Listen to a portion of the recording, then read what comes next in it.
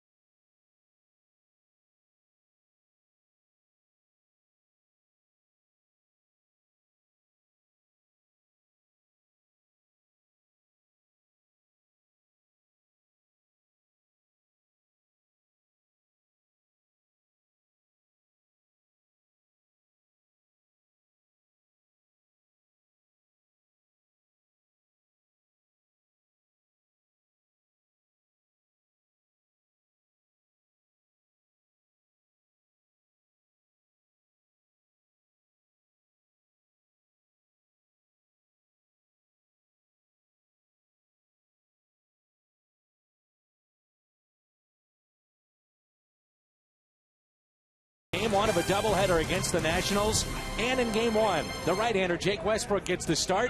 Why did he resign with the Redbirds? I think the experience that I gained last year, the 2 months that I was here, I really enjoyed myself. The opportunity to win was definitely there, and I was excited about that. And just being with the guys and being a part of this organization last year helped me realize that this is a place that I wanted to be, and that's why I wanted to sign quick kind of get that taken care of. It didn't take long. A 2-year deal with an option, and Westbrook gets that call here in game number 1. Struggled a little bit with his command. He has gotten better in each start. Part of the problem has been just terrific movement, the ball moving out of the strike zone. But he is a ground ball specialist. On the other side, the lefty, John Lennon. He has pitched very well against the Cardinals. Only 1 win, but 5 quality starts. He's been a monster on the road and is pitching well. Those are the starters today. What about in the back end of games for the Cardinals beginning right now? We'll talk about that after this brief timeout on Fox Sports Midwest.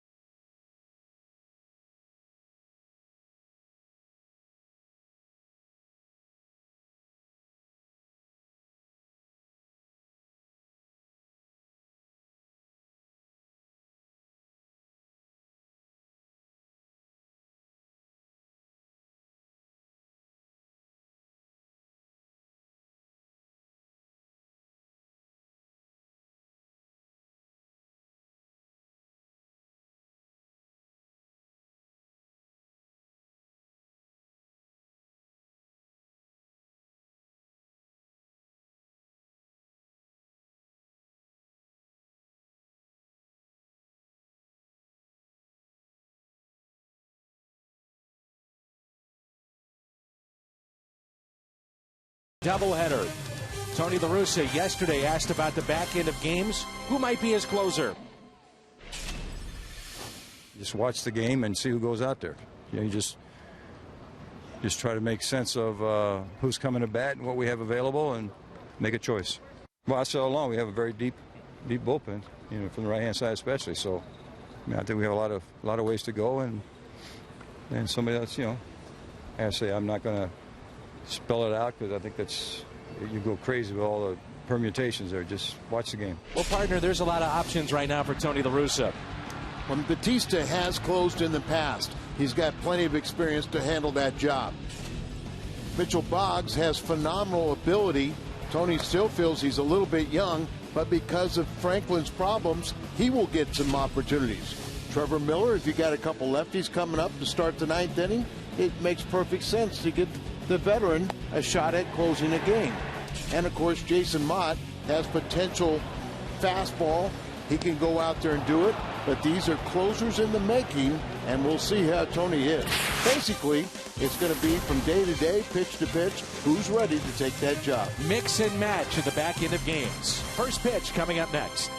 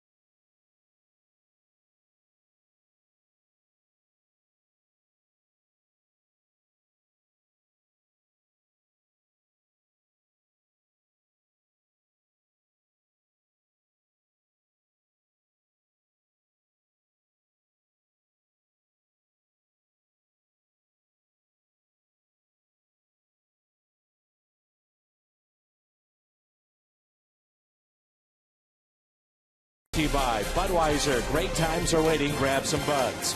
By Chevy, see your Mid-America Chevy dealers. By Southwest Airlines, new Rapid Rewards, unlimited reward seats and no blackout dates.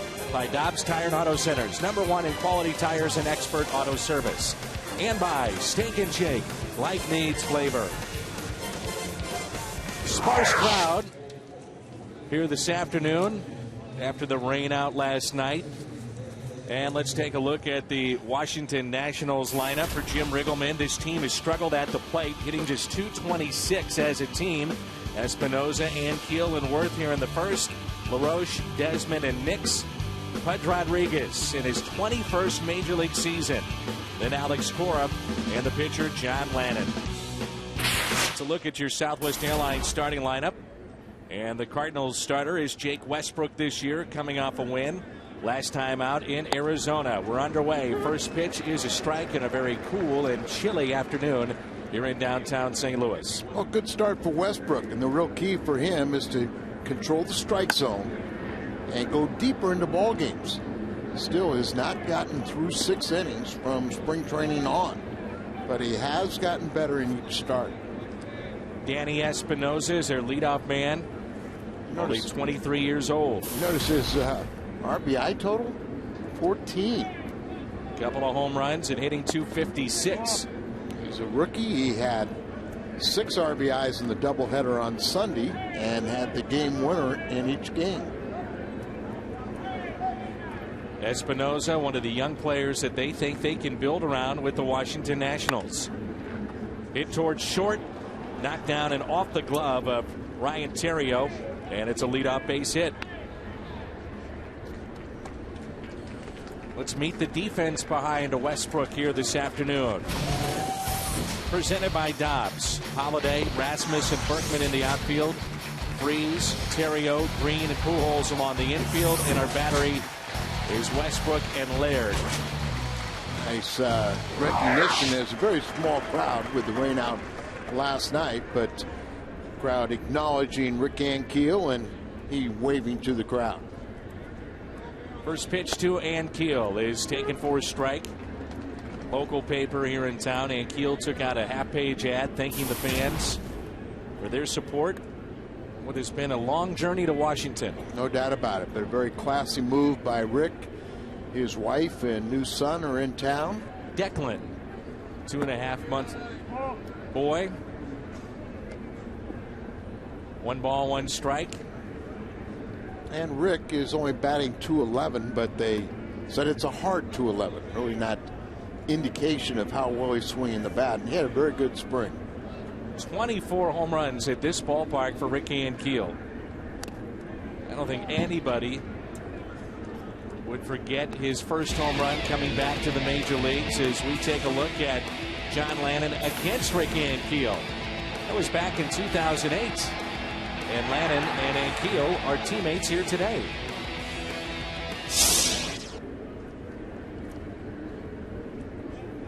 So 56 home runs for Rick in his career, and 24 of those right here at the current Busch Stadium. Only 3 players have belted more home runs at this ballpark: Pujols, Ludwig, and Holiday.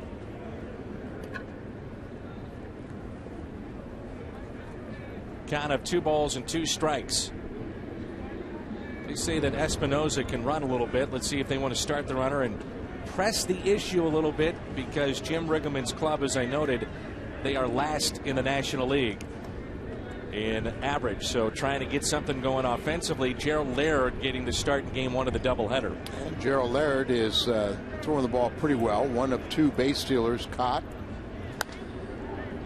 He was 3rd best in the American League last year, catching would-be base stealers. Gerald Laird, and this is kind of interesting, a 2.13 catcher's ERA. This will be his 4th start, and the Cardinals have won all 4 of his previous starts. Count is even, 2-2 on Ankiel with an open stance. Runner at first is Espinoza following his infield hit. Not going, and the pitch is hit into center field. Going back to make the catch, Colby Rasmus for the first out. Another hard out off the bat of Rick Ankiel. Right. indication of how he's been swinging, not the average. And we know Westbrook, you'd like to see ground balls. That's another reason why you would think they might want to start the runner with a right-handed bat here. And an expensive bat. 7 years, $126 million. Doesn't really reflect his average and production, but they're very impressed with Jason Worth as he's doing all the little things to try and help their club win. Right fielder, 2 home runs, 2 RBIs. As Al told you, a 200 average. And the first pitch is taken for a ball, 1-0. Jim Riggleman was with the Cardinals, by the way, when Rick Ankiel made the transition from pitcher to outfielder. And he walked into Tony La Russa's office and says, Skip, the best prospect, power hitting prospect that you have is Rick Ankiel. You know, I remember when that happened, and I said, it's not exactly a ringing endorsement on your minor league system. Oh, Jason. Rick, within a week became your top, home run hitting prospect in the minor leagues. But we also have discovered Rick was a pretty phenomenal athlete. 2-0 pitch taken for a strike. Worth gets the big contract in the offseason, and he has dealt with wrist injuries in his career. He wears padding on the left wrist as he looked at a 2-0 pitch that caught the inside corner. Former catcher was drafted in the first round. He was headed to play at Georgia and then drafted in the first round as a catcher by Toronto. Came up with the Blue Jays. Then was off to Los Angeles. Had great years with the Phillies. And now a long-term deal with the Washington Nationals. And they probably have to overpay right now. Runner goes, and a check swing, base hit for Worth. They will hold the runner at third base. And it's runners at first and third. I'm not sure, Al, if he meant to do that or just a protective swing with 2 strikes, but either way, Jason Worth picks up the base hit. Dan, you read my mind, as it looked like he's tried to stop a swing, or is he that good that he sees the second baseman covering and just tried to push the ball to the right side? I think he tried to stop the swing, and I guess when you're hitting 200, you'll take every little gift hit you can get, but perfectly placed, as you see Tyler Green going to cover there, and he just tried to stop the swing, but just pushed the ball to the vacated second base spot, first and third. Here is LaRoche. Struck out 172 times a year ago. So if you're Jake Westbrook, in your mind, knowing the scouting report, you can get out of this inning with a potential double play, strikeout here, set up Desmond, but you can get out of this inning. And LaRoche, who historically gets off to very, very slow starts, really is swinging the bat pretty well. He's hit safely in 7 of his last 8 games. And a ground ball hit to Green. Out at second, and no play at first. Worth going hard into second base, and now you mentioned the little things that a guy like Jason Worth can do. He breaks up that double play, but as you also noted, not a very good lead throw. No, it's a double play ball, but the bad throw. It's down. You want it chest high. You want to time it so Terrio's coming across that bag. Doesn't have to alter his forward progress, have something on the throw, but with a low throw, messed up the timing, had to stop. That allowed Worth to get on top of him, and he couldn't complete the throw to first base, and you're down 1-0. Ian Desmond here. Shortstop, hitting .217, pair of home runs and 6 RBIs. So 1-0 Washington, game 1 of our doubleheader.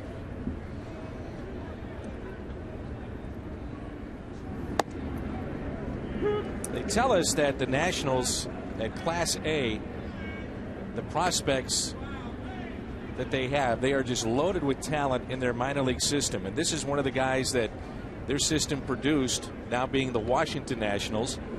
We saw those numbers the last 6 games. But these guys could be around for a while, the middle infield of Desmond and Espinoza. Well, no doubt about that. And then, of course, they have some people that people know about. You know, Strasburg, Bryce Harper, There's 2 former #1 draft picks in all of baseball. 1-2 pitch, a broken bat, and this is caught by Tyler Green. Potential double play was broken up by Worth. It leads to a run. 1-0 after a half inning.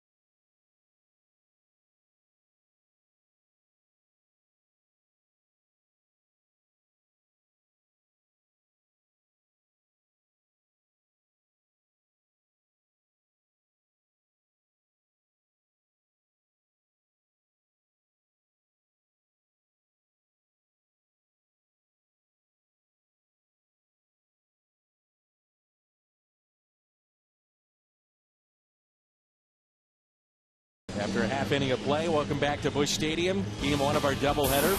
Cardinals lineup: Ryan Theriot, Colby Rasmus, and Albert Pujols. Then Matt Holliday, Lance Berkman, and David Freese. Gerald Laird, Tyler Green, and Jake Westbrook, the pitcher, is batting ninth. Lefty John Lennon, the 26-year-old, 11th round selection back in 2005, and so far he's 1-1. Last time out, he went toe-to-toe with Roy Halladay, as he was very good through 5 innings and then kind of fell apart a little bit. But this guy is very tough on left-handed batters. Lefties are batting 100 against him, righties 372. Theriot has his average up to 303. 1 ball, 1 strike. Now the Cardinals as a whole are batting 291. So 1 run against him, you don't really worry about it with the way that things have been going. Dan, you know, we always talk about the starting pitching sets the tone, and the National starters, you know, they have had a lot of quality starts, but every starter's gone at least 5 innings for the entire year. Only team in baseball to have that. That's taken for a ball. It's 3-1. Lannon, back in 2007, was their minor league pitcher of the year. 2008, he broke through in the big leagues. Last couple of years, he's made the opening day start for Washington. Count of 3 balls, 1 strike on Ryan Theriot. One of the reasons they feel the pitchers are going deeper into ball games is the much improved defense. And a lot of it has to do with LaRoche over at first base. The 3-2 pitch. Theriot, base hit.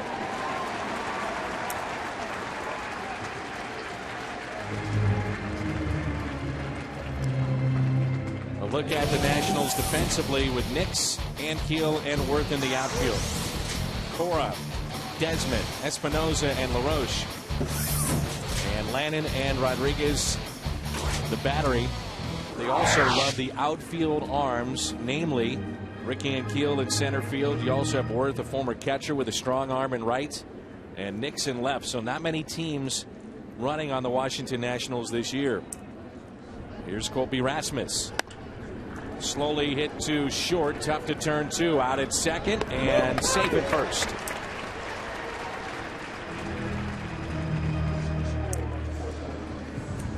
Let's take a look at our Toyota keys to the game. Last 5 starts against the Cardinals. John Lannon, which began on April 6 of 08. He's lost 4 and won 1, and that was August 29th of last season. A little deceptive because you see the home runs he's allowed in those ball games, but he's had 5 quality starts with only 1 win against the Redbirds. And every home run, we said that Ankiel would hit a home run, but guys like Ludwig and Chris Duncan have hit home runs against him. The only current Cardinal with a home run has been Albert, who's hit 2 off of Lannon and also 4 for 5. Saw Pujols come alive in L.A. Average up to 239. 4 homers. He's driven in 10. Outfield is deep for Pujols. The pitch is taken for a ball. Albert really hasn't gotten untracked hitting left-handed pitching this season.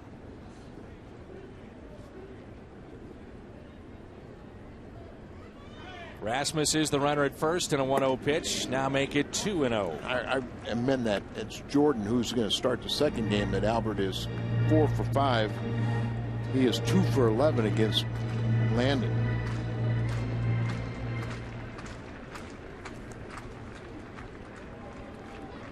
On 2-0, the next to Pujols.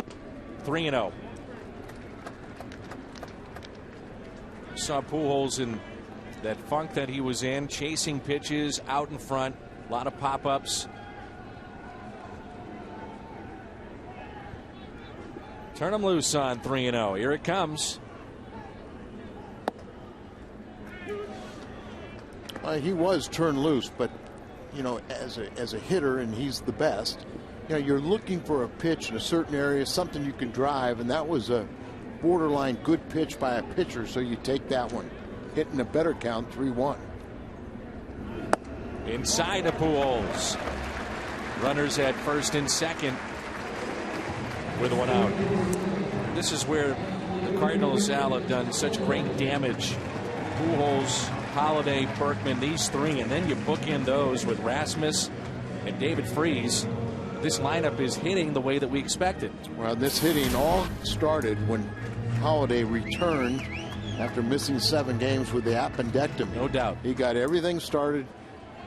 He was, you know, he had 3 hits on Sunday. Freese got the 1 hit that drove him in the 9th inning. But those were all 4 hits on Sunday against Billingsley and company. Runners in scoring position, what a difference a year can make. 7 for 11 for Holiday. Remember last year he started out 2 for 28. Yes. And still had over 100 RBIs. Silver Slugger Award winner. He'll receive that Silver Slugger this weekend. Molina will get his Gold Glove as well. The Reds coming to town. A simple way to explain the Silver Slugger is that, you know, the best offensive player in, you know, you take 3 outfielders, but he was awarded for left field. Best offensive numbers for a left fielder. The 1-1 pitch. 1-2. These guys are such creatures of habit, Al, and you've had 2 days off and a long trip back from the West Coast. Sometimes it takes a little bit to get going. It really does. And, you know, you want to play every day, especially when you show up, you know, and you take your batting practice, you get ready. So, and really they're creatures of the night. Most baseball games are played at night. Some guys have a hard time getting the battery started in the morning. And then obviously with the very small crowd, you know, you got to really pump yourself up mentally. You know, a packed house, you don't have to do anything. It's the environment just has you stimulated. A ball and 2 strikes on Matt Holliday. Big gap in the left center. Holliday shoots it to right. Worth will make the catch, and quickly there are 2 down. It's good little fundamentals by Worth there as the line drive coming at him, but you saw him take a step back, getting this momentum going forward. Always anticipate that you might have a throw, so you see him back up on the ball so he can come forward, be in a throwing position. Here's Berkman, hitless from this side of the plate this year. But he's had great success against John Lannon. 6 for 13, a 462 average, but this year 0 for 7 batting right-handed. Announced 2 days ago that he's the National League Player of the Week. Popped up into shallow right. Worth is there, makes the catch. The Cardinals strand 2 after an inning of play. Game 1 of our doubleheader. 1-0 Washington.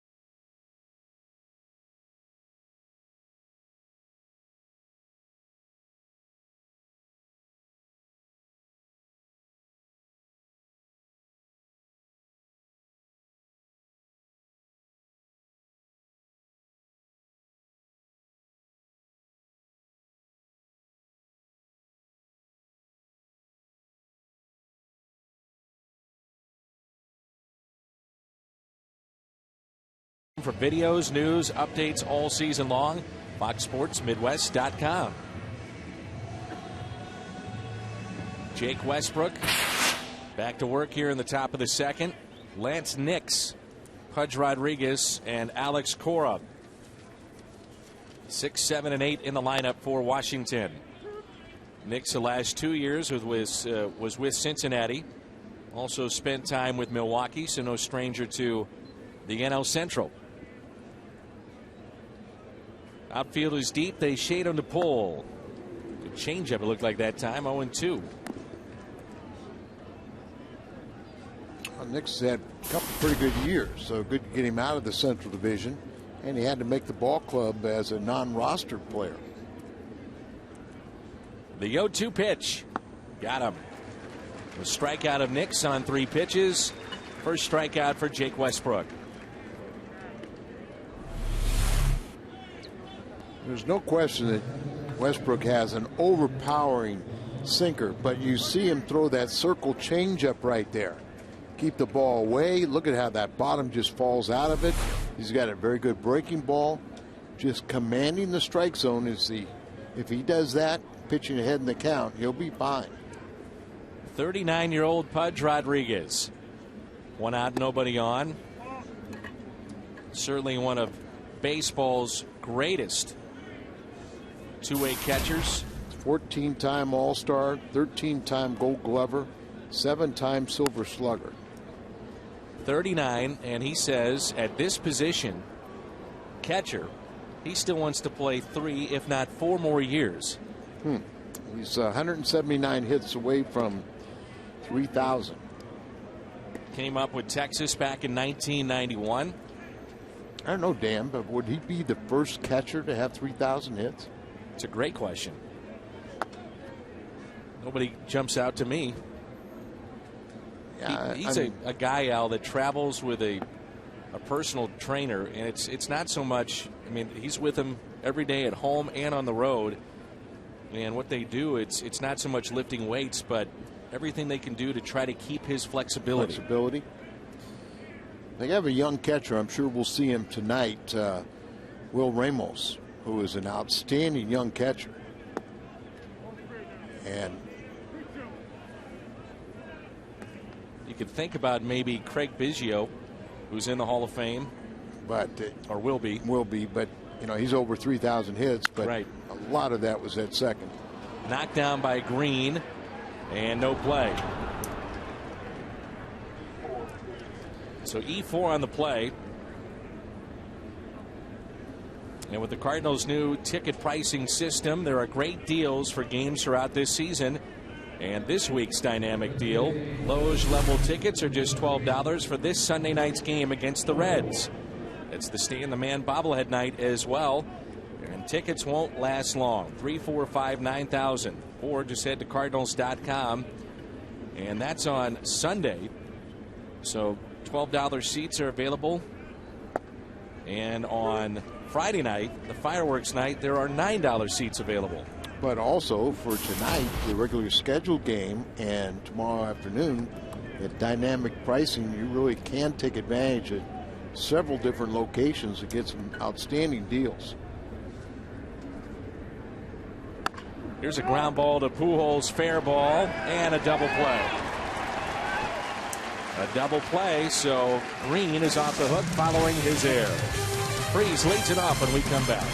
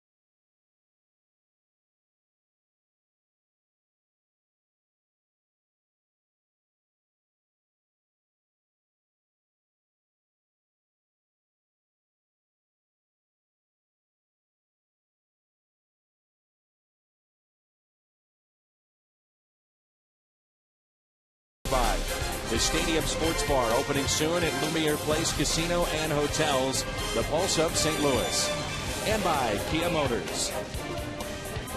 The team store here at the ballpark, which is open 7 days a week here in downtown St. Louis.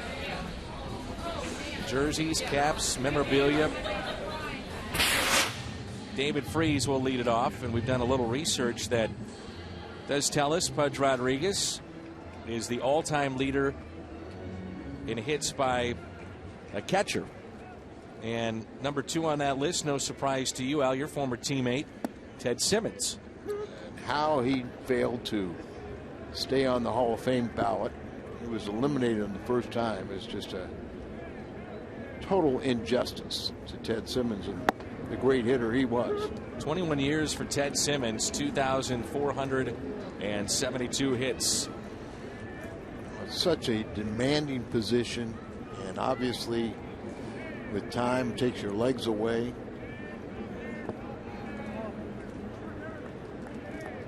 Ted last year, 2 years ago I guess it was now, bench coach for San Diego.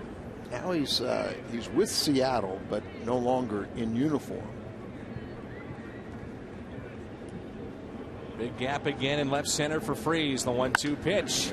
Hits it towards that way, but pulled it too much. Hit it right on the button, and it's caught by Lance Nix.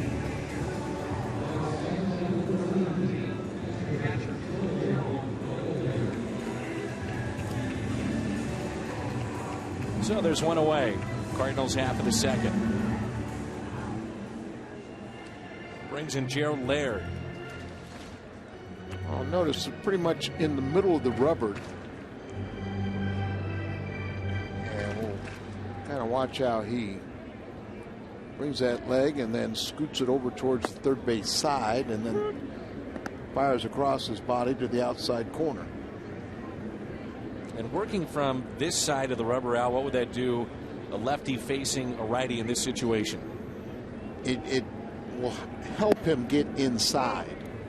You know, he's on that side so he can get in on the right-handers, doesn't leave it in the middle of the plate.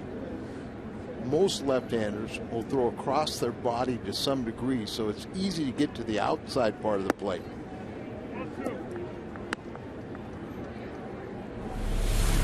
So he'll start there, lifts it up, a little higher leg kick than most, not a lot of leg drive as we get more into this tall and ball. A couple of hops hit to second. Espinosa there, the former shortstop. And quickly 2 down, and it brings in Tyler Green. We talked about this defense of the Nationals. They committed 38 errors by their shortstops a year ago. And Ian Desmond, who was a rookie then, had 34. That was the most by a National League shortstop since Jose Offerman back in 1995. But they like Desmond, so they keep him there. Espinosa, drafted as a shortstop, moves to second.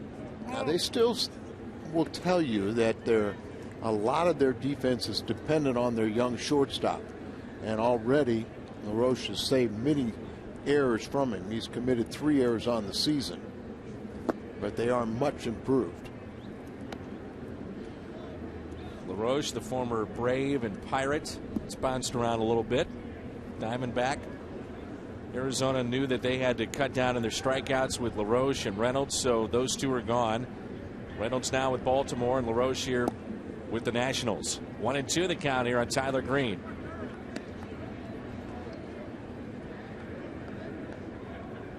Cool day here at Busch Stadium in St. Louis. Game 1 of our doubleheader on Fox Sports Midwest. Tyler made a little noise in Los Angeles. Has got a couple big hits and some stolen bases. 1-2 is a fair ball inside the first base line. Worth comes up firing. Close play at second. Safe. Desmond right there allows the runner to be safe. Right inside the bag, then he touches that bag, makes the turn. Very good throwing arm. You already mentioned that. And here's an illustration of it. And if Desmond holds on to it, Green is out. So 2 outs, and the Cardinals at least get Westbrook through the order here in the second inning. And Westbrook, as a batter, had a career high 4 at-bats last start at Arizona with a double and an RBI. He's 2 for 8 so far this year. First RBI of the season, 3rd of his career. 0-1 pitch. Make it 0-2. Lannon's not a hard thrower. He's low 90s, but the key is, and you mentioned it, he does not leave a lot over the middle of the plate. Yeah, he will pitch on both sides of the plate. The real key is, does he have command of his breaking ball? Check swing. Did not go as they appealed down to first.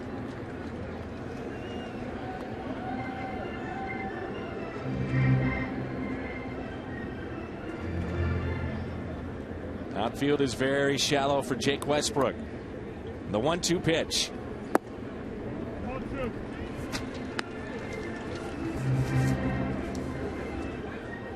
Westbrook, the 33-year-old, picked up in the deal that brought him from Cleveland. Ludwig went to San Diego. Signed a 2-year deal with an option very quickly in the offseason. The 2-2. Just got a piece. But really, he hasn't been overly sharp this year, Westbrook. And a lot of it's just, physically he's sound. It's just really tremendous movement, and he's had a hard time harnessing is pitching a strike zone. But if he keeps it down, he'll be fine. Works the count full. It's 3-2.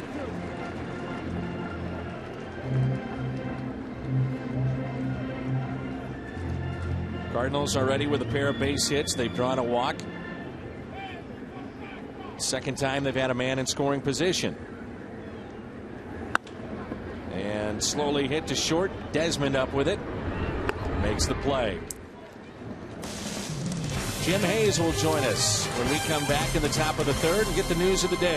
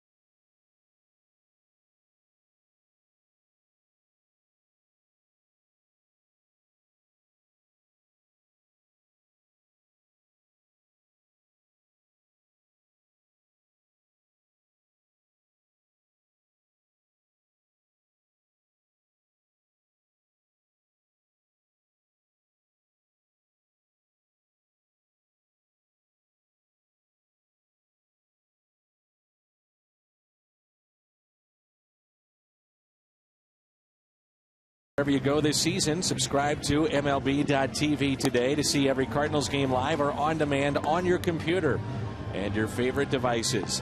Visit Cardinals.com to order and get more details. MLB.tv, baseball is everywhere. Top of the third rolls in along with Al Hrabosky, Dan McLaughlin, and Jim Hayes. It's 1-0 in favor of the Nationals. John Lannon will lead things off, the ninth place hitter. Then we'll see the top of the order in Espinoza and Rick Ankiel. Received a nice ovation his first time up. Lannon is looking for his first base hit. It's a cool afternoon here at Busch Stadium. And Jim, obviously one of the real hot topics around the ballpark and with the fan base is the back end of games, Ryan Franklin, and what may happen even in a situation like today as David Freese makes the play across to Pujols. But where does Tony La Russa go with that closer situation, and in particular in dealing with the Ryan Franklin?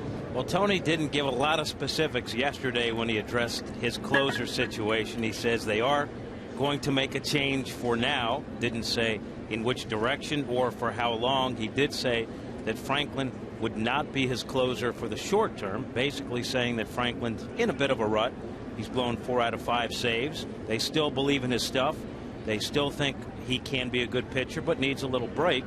And how the Cardinals will handle the end of the game, the Cardinals are saying, and Tony La Russa is saying, depends on matchups. They'll look at it when it arises, and he and Dave Duncan will decide what the best course of action will be at that given moment. And Al, we just saw a shot of Mott and Boggs, and it's 1 ball, 1 strike here on Espinoza. Would you go with a closer by committee matchups, or is there a guy right now, in your opinion, you did it for a long time, that you might want to give that shot to?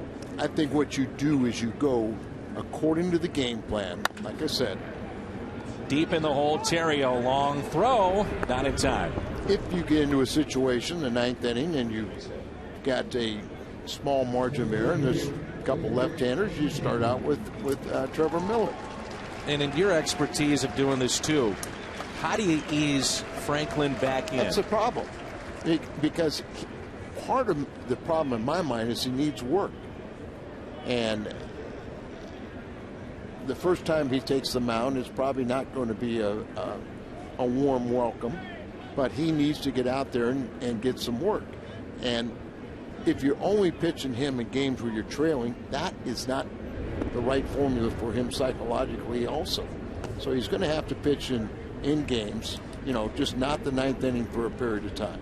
In my opinion, I think Tony's handling this in a smart way, in that he's not giving a lot of details of how he's going to handle it, almost downplaying it and saying it's a break for Franklin. I think the more you make of it, the bigger issue it becomes. That guy's our closer. Then what if that guy doesn't work out? Will Franklin come back? I think Tony, the way he's handling it, it's shrewd in a way. Well, it's the way to do it, because if you anoint someone the closer, and then all of a sudden the situation changes, or if you go, okay, because I've got one of my righties, I'm going to use that, but all of a sudden you go, Joey Votto's coming up this weekend, and I want Trevor Miller to start that inning. Everyone's going to say, well, wait a minute, you've already changed your mind. So you do what you're saying. If Batista is ready and if he's available, I see him getting many opportunities. When Keel is fouled back. When they signed Batista, they said this guy is such a valuable asset because he could start, he could spot start, he could close. He's done that in the past. They painted themselves in a corner a little bit because they keep on saying that Boggs and Mott are not quite ready, and I believe that. But yet they're going to get opportunities also.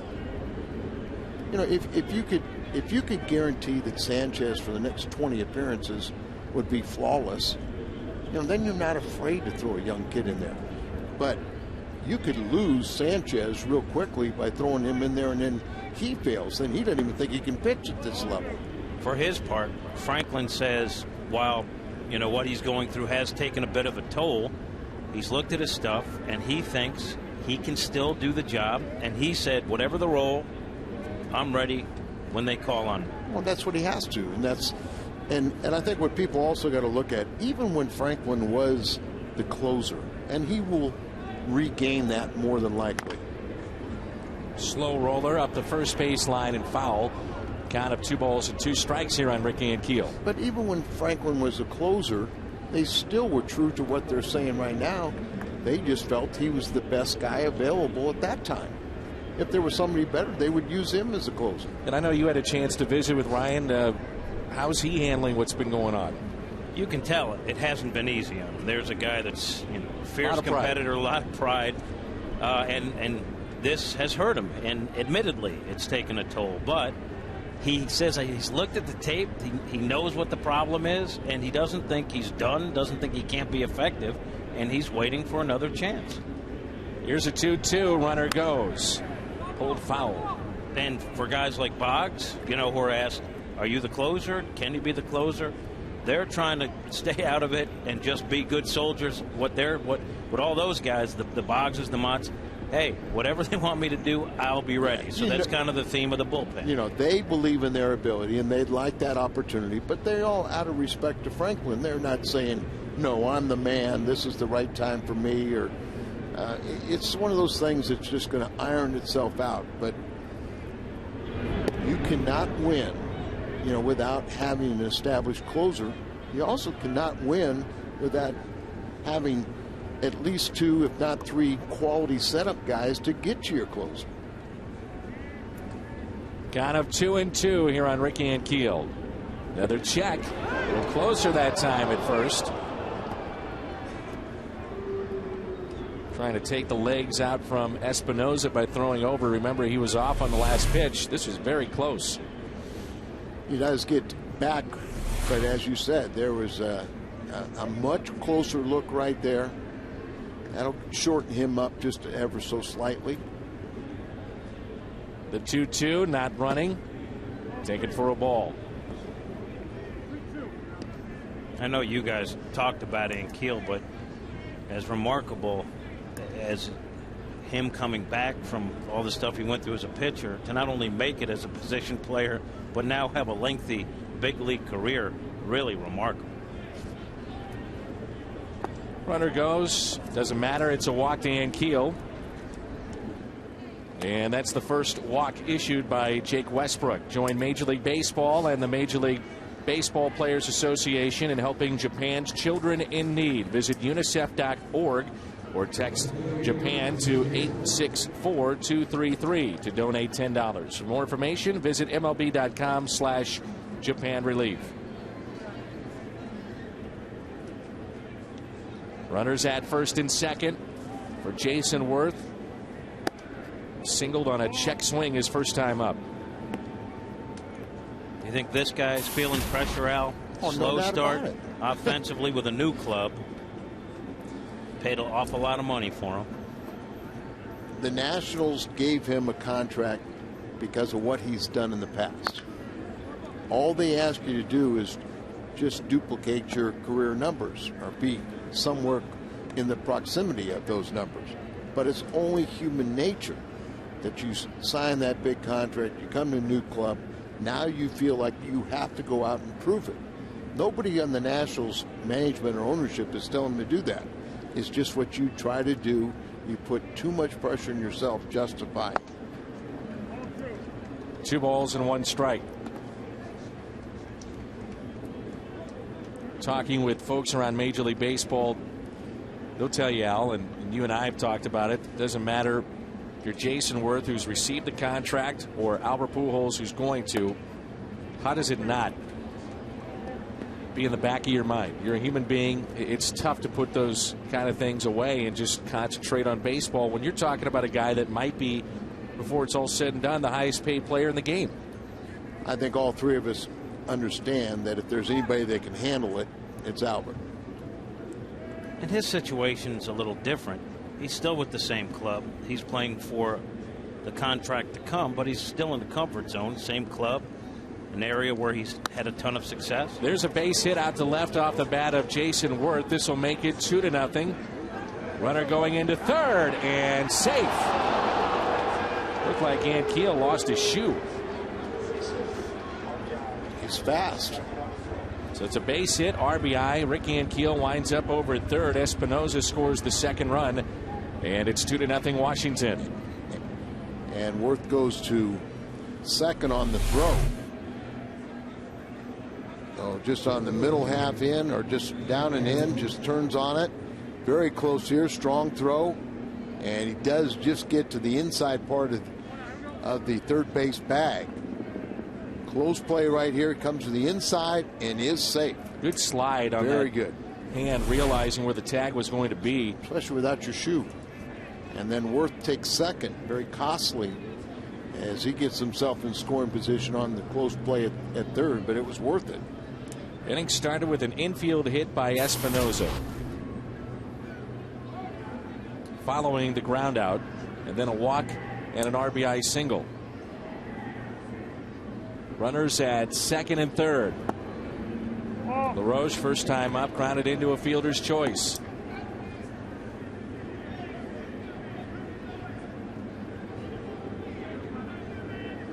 The missed opportunity off the bat of LaRoche that should have been a double play and resulting in no runs.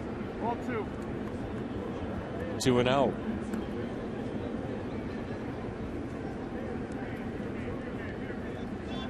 Ian Desmond is on deck. First base open here. 2 balls and no strikes. Almost looks as if they're pitching around him. It's a good way to get in trouble. Have a big crooked number out there and load the bases with only 1 out. But it sure does appear that that's what. Look how far he's setting up outside. There's no doubt about it. They're pitching around him, but why? So walk number 2 in the inning. Bases are loaded for Desmond. If that was their intent, I don't think Dave Duncan was part of it.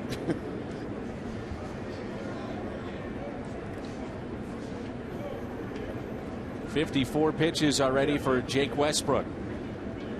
31 have been strikes.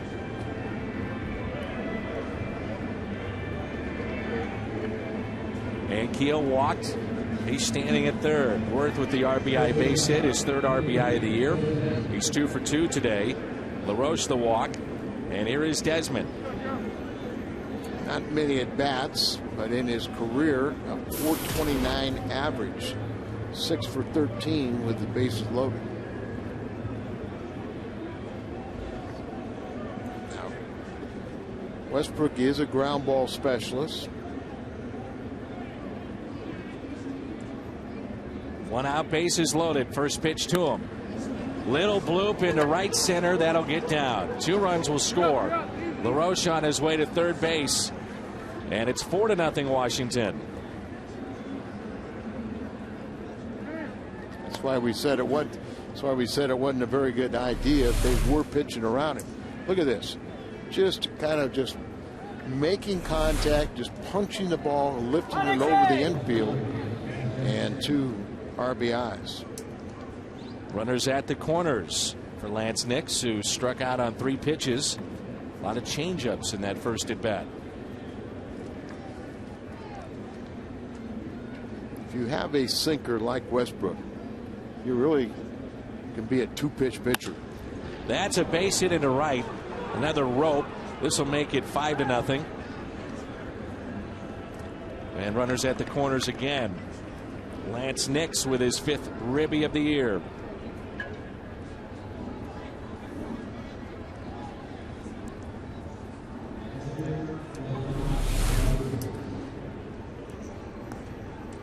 Now it looks like it's a good pitch down the way, but obviously he hit plate coverage where he was able to go and hook that and hit a substantial line drive to right field. You have a doubleheader here. You have 3 games in 24 hours. This is the last thing that Tony La Russa wants to see, a starter that doesn't go deep, especially in game 1.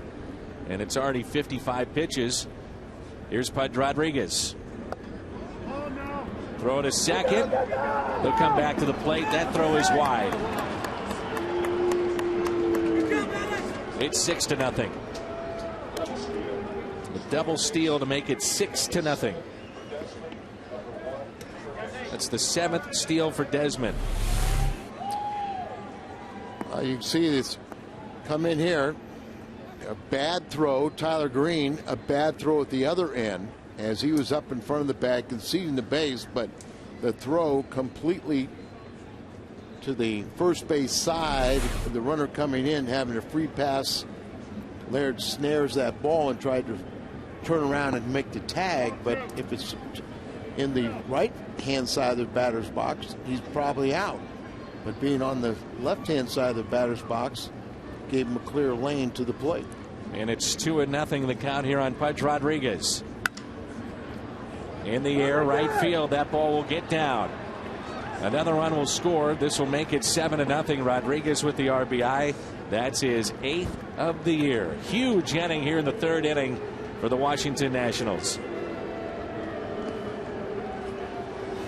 7 hits in the ball game and 6 runs here in the top of the 3rd.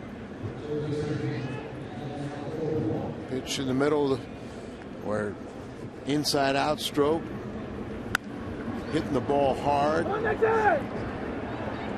RBI base hit.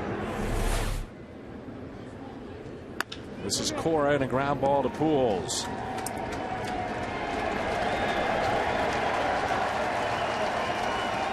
And John Lannon will hit for the 2nd time here in the 3rd inning. He led things off with a ground out.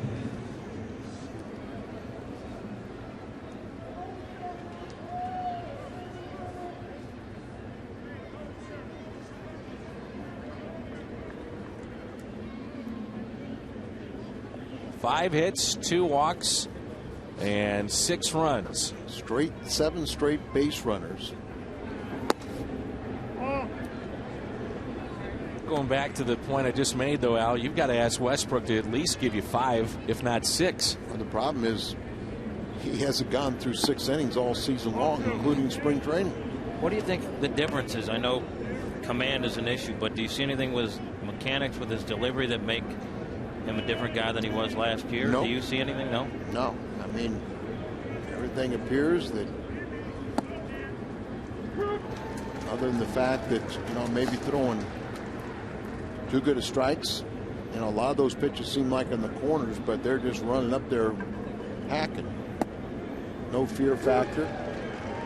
2-2.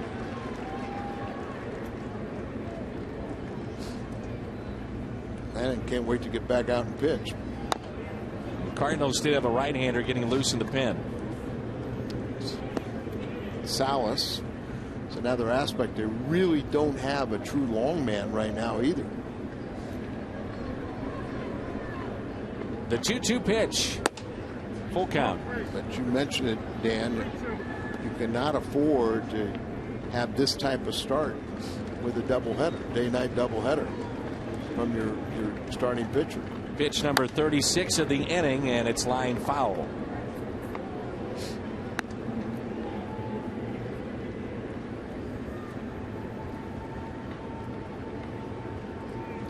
Six pitches.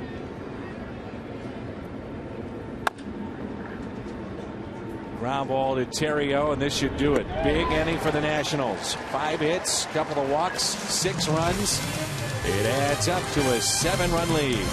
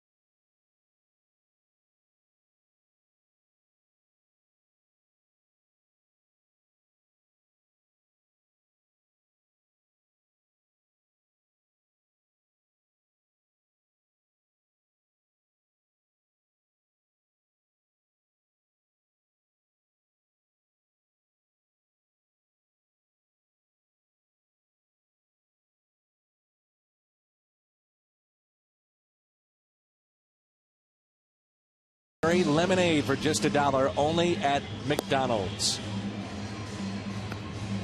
It's Chris Lee up there. Kind of lonely, isn't he? He could really help out a lot of people with a home run up there. Start claiming ticket stubs and handing out Big Macs. But Chris Lee of the Post-Dispatch, who covers all the sports, does a great job, doesn't he? He does. He works very hard.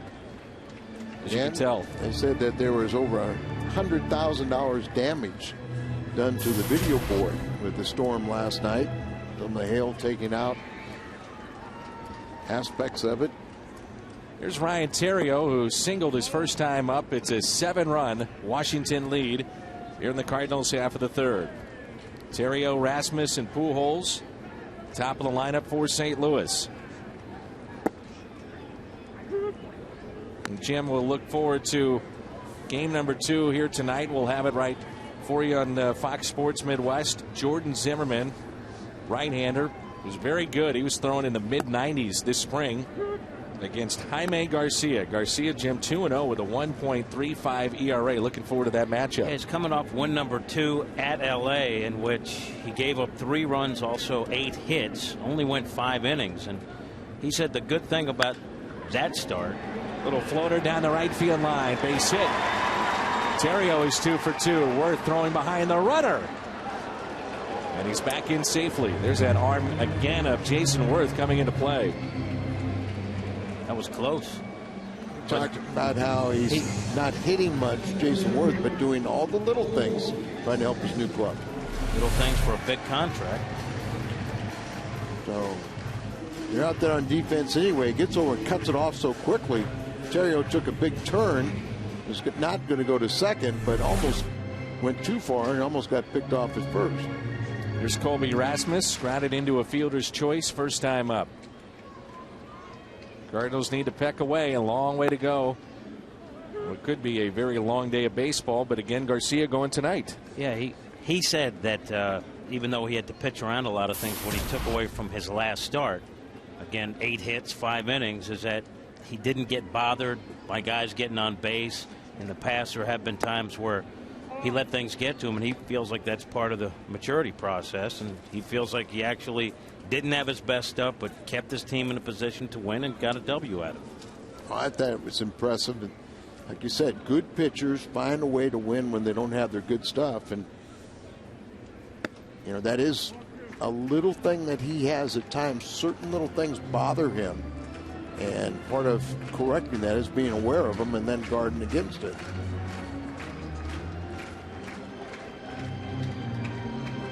Two and one the count. A little bigger lead at first this time for Terrio. 2-2. Another aspect of what's happening here with Westbrook is you have to look ahead to Sunday night, and if Jake would get that start, and how deep do you want to go today, knowing that he might have to go on short days rest? That could be 3 days rest. 2-2. Al, don't you think, though, Tony's job as a manager obviously is to try to win game by game, but also the big picture? And I think for them, they want to get Westbrook right. And I don't think they want to mess around with him too much in terms of rest between starts. They want to make sure it's the best thing for Jake, as opposed to making sure we have a guy out there who can pitch. Sure, but I mean, the other side of it, you used to talk about. Up the middle and a double play. Out at second and out at first. Sinker ballers were better when they were tired. So it wasn't unusual for sinker ballers to pitch on short days rest. With 2 outs, here's Pujols. And it is Sunday night as opposed to Sunday day.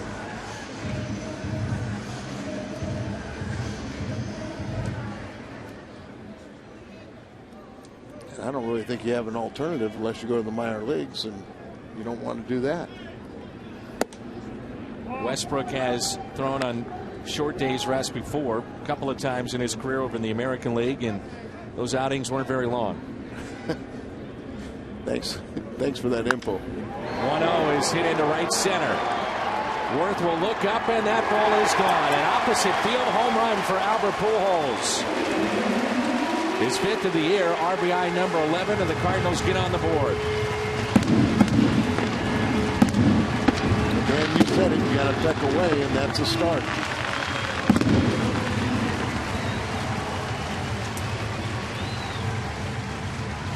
Makes it 7-1. Pujols with home run number 5. His 413th of his career. Now 83 hits shy of 2,000.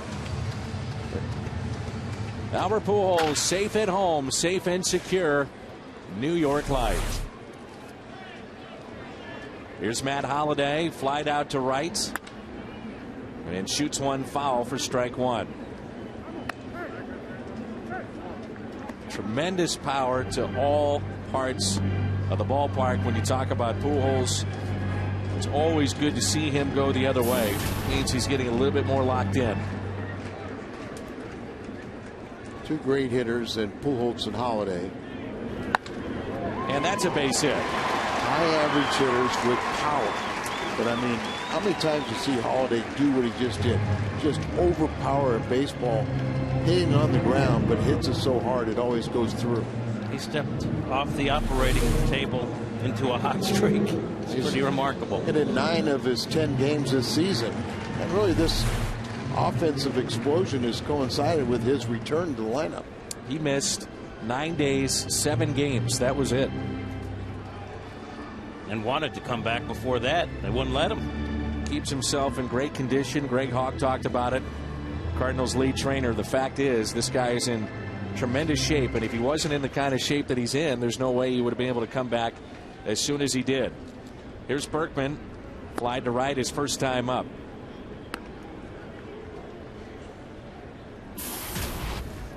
2 outs and runner at first. 7-1 in favor of Washington. Game 1 of our doubleheader. Both games will be seen right here on Fox Sports Midwest.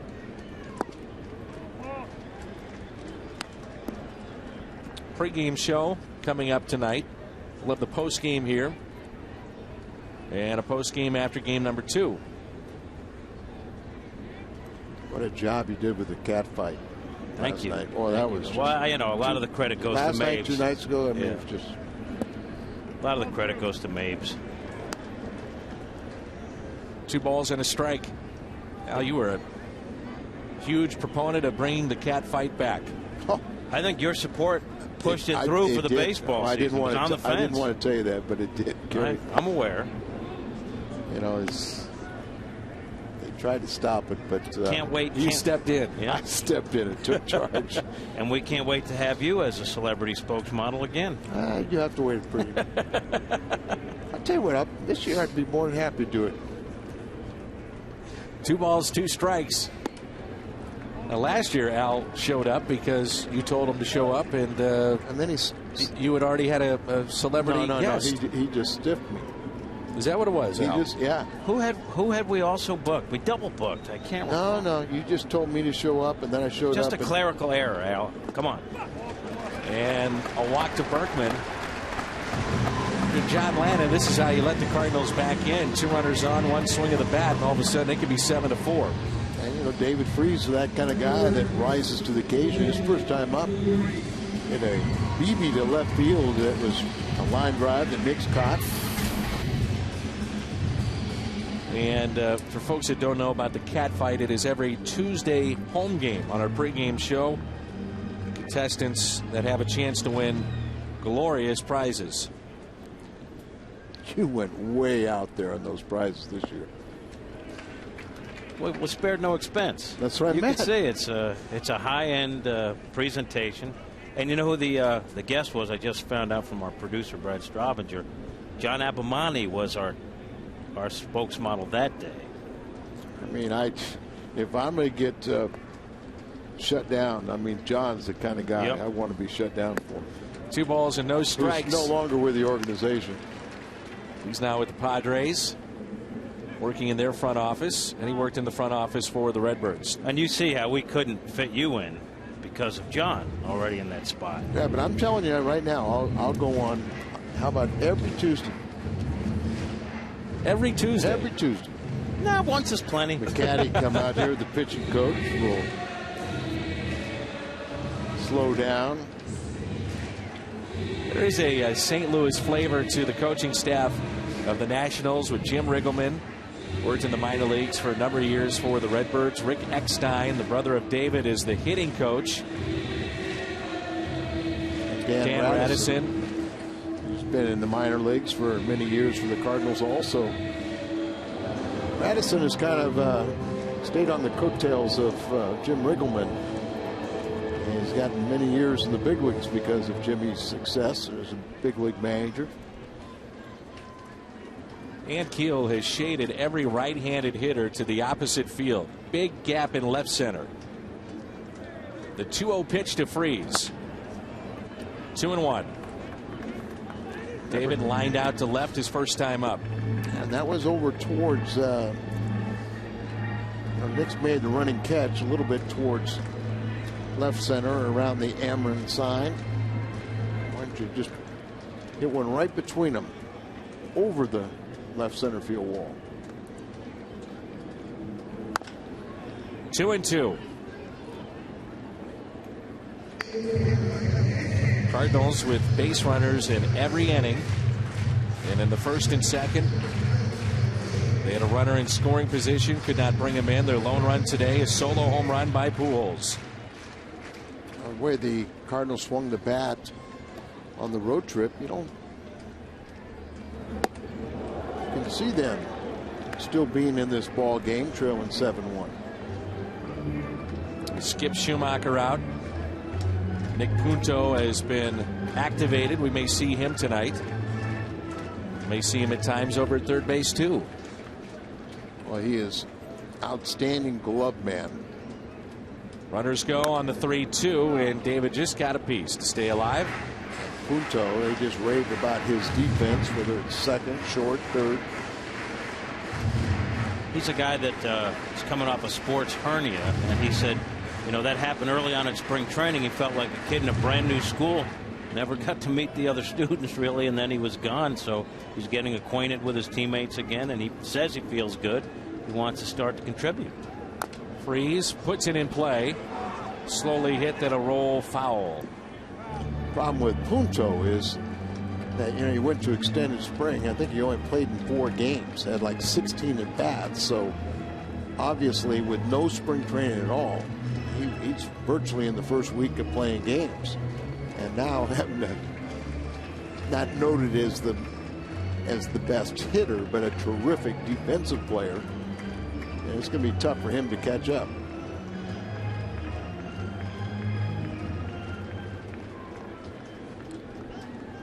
Two on and 2 out. 3-2 the count on Freeze. And a strikeout of Freeze, the first of the afternoon for Lannon.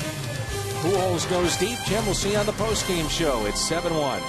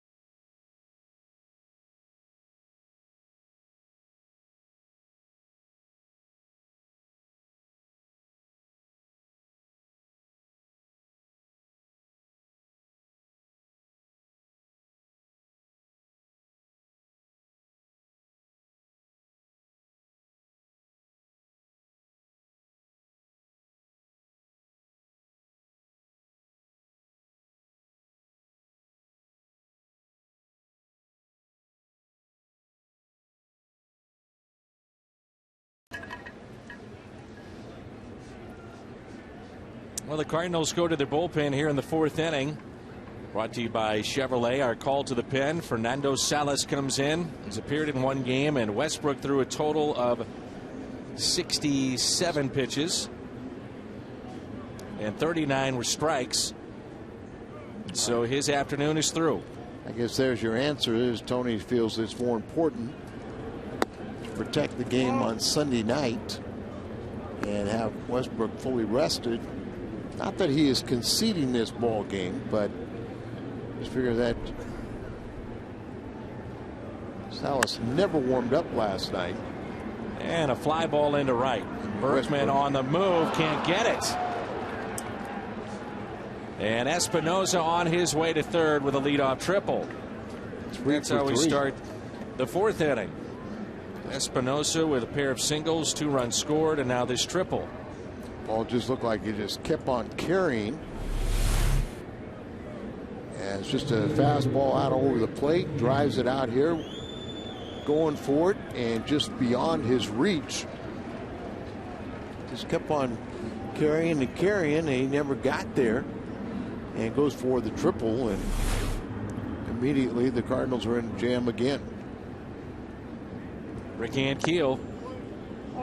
And he looks at ball 1. Ankiel has lined out to center and also walked and scored back in the 3rd. We have not even mentioned the name of Ryan Zimmerman, who's been injured and not in this lineup. He will return their best player, their outstanding third baseman, and he'll return next week. And you thought the Cardinals were catching a break without him. Hairston has been playing some third base, so it allows Ankiel the chance to play every day in center. Rick is now 31 out of Fort Pierce, Florida. Signed as a free agent by the Nationals. Last year with Kansas City only played in 27 games, then was traded to the Atlanta Braves. Played in 47 games with Atlanta. Hit 2 home runs.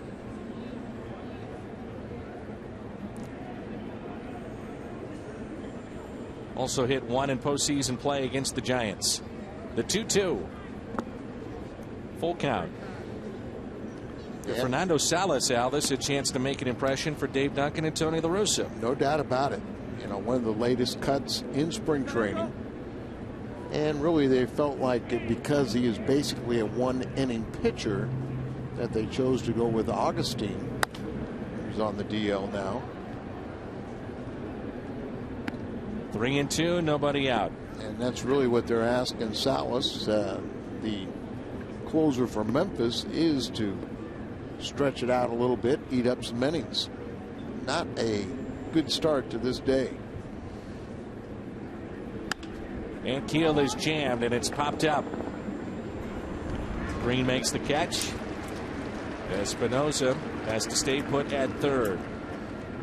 I mentioned that Jason Worth has not hit much, yet he's 2 for 2 in this game. But he's done a lot of little things. Here he gets a base hit right there and a check swing. Watch right here. He breaks up a double play, allowed a run to score. Now defensively we got in position in case they wanted to challenge his arm. Here he shows off the arm as he throws behind the runner, almost picks him off at first. So a lot of little things, and he's also raised his batting average 28 points with a 2 for 2 with an RBI. Infield is drawn in. First pitch is a strike to Worth. That RBI was his 3rd of the year. Really showing that, okay, the average is down, not doing, but he's out there hustling, trying to make things happen. 2 strikes. Trying to be a complete player, whether it's on the base paths, in the field, or at the plate. 0-2 the count. Salas in relief of the starter, Jake Westbrook. 67 pitches for Westbrook today. Salas a year ago, 27 games in his rookie campaign for the Cardinals, 30 2/3 innings.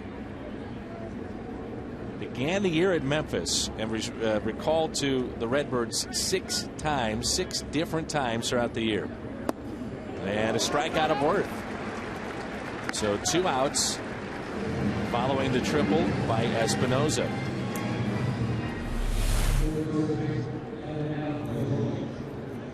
Movement on that pitch, only 86, but had that tailing action. So after the triple, he's done a nice job to pop up in the infield to strike out. And if he can strand Espinosa at third base, he is well on his way to having a good afternoon. LaRoche has walked and scored, also grounded into a fielder's choice, strike 1.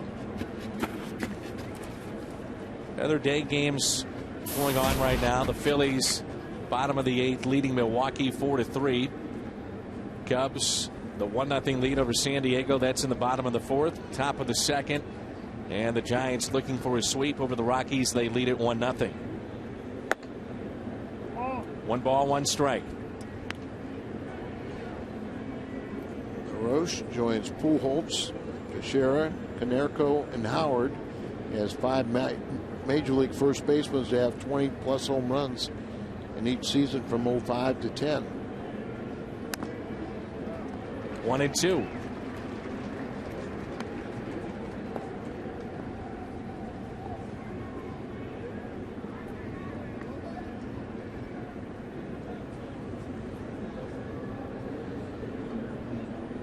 Salas made his Major League debut last year against the Chicago Cubs at Wrigley Field. At times he was very good. on the inside corner. Back-to-back strikeouts. Salas allows the leadoff triple, then gets the next 3 and strands that runner at third.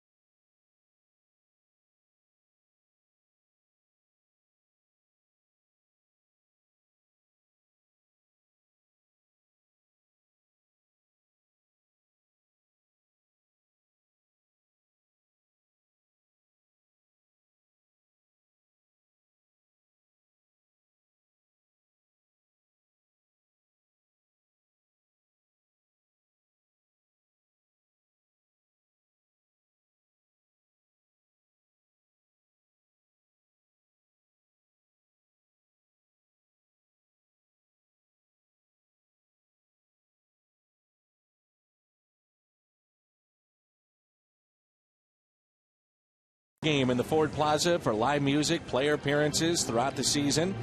And this Friday will feature Ryan Franklin. For details and future player appearances, visit Cardinals.com/promotions.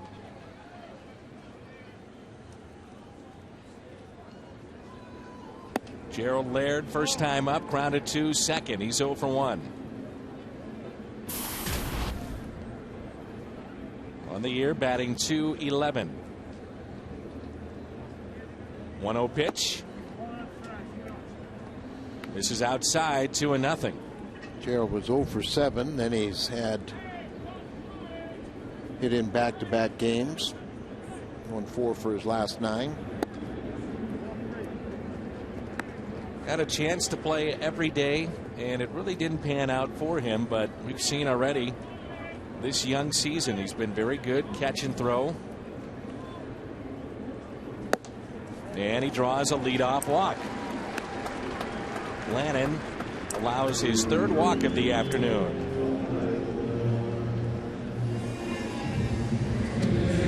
Brings in Tyler Green, the second baseman today.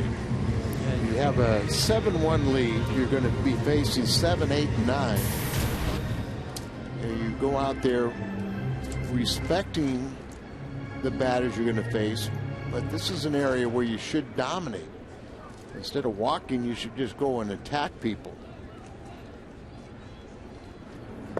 Tyler Green, a shortstop by trade, and Green is 6'2", 200 pounds.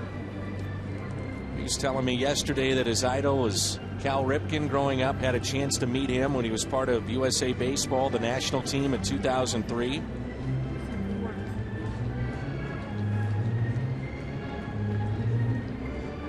Three-game hitting streak, 3 for 5 during that streak.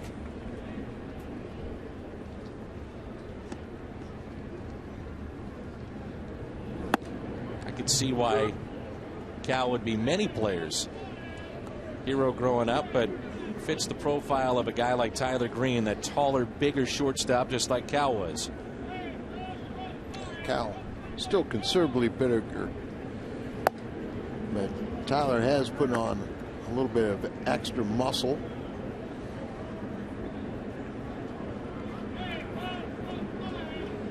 Show that he can run a little bit in that LA series.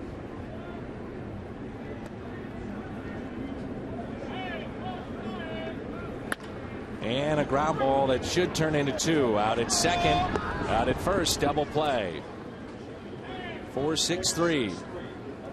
June 25th, Busch Stadium hosts the 7th annual Purina Pooches in the Ballpark Day. Come downtown and enjoy a ball game with man's best friend beside you. Limited number of tickets on sale beginning April 22nd at cardinals.com/pooches. 4-6-3 double play, and here is Salas. Strike one. Well, he's going to get a chance to pitch a little bit in this game, and really Salas needs to just go out there and go as long as he can. Quickly, 2 strikes with 2 outs and nobody on. 7-1 in favor of Washington. A 6-run top of the third, and in Jake Westbrook and the Redbirds so far today. Outfield very shallow. The 0-2 just got a piece. So Westbrook is yet to throw a quality start.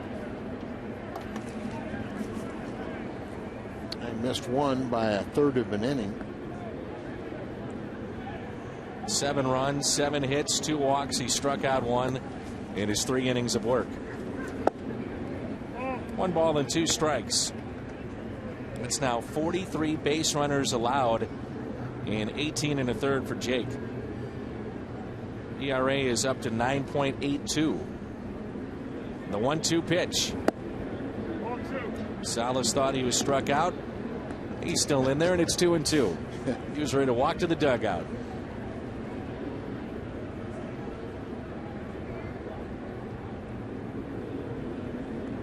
Two pitch. Up the middle. Shortstop makes the play, and it's Desmond. Leadoff walk erased with a double play. And that sends us to the 5th at 7-1.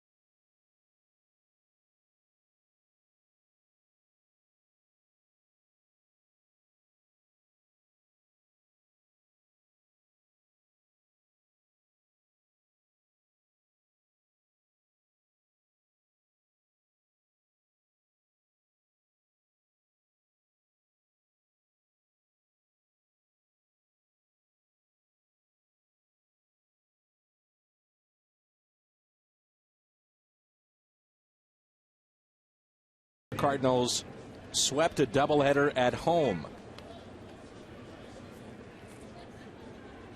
And that was 2007, July 28th of 2007. Milwaukee was in town, and the Cardinals swept that doubleheader.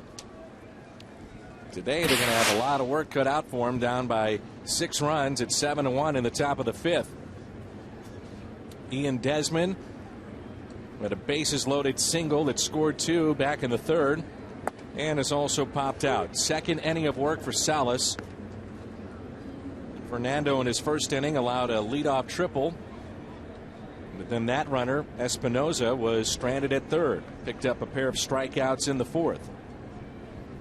Desmond has been a very good hitter on the road and not much at all at home. He's 10 for 27 with a home run and 7 RBIs in 6 road games. A little bit low and outside. And 114 at home. Salas thrown 20 pitches, and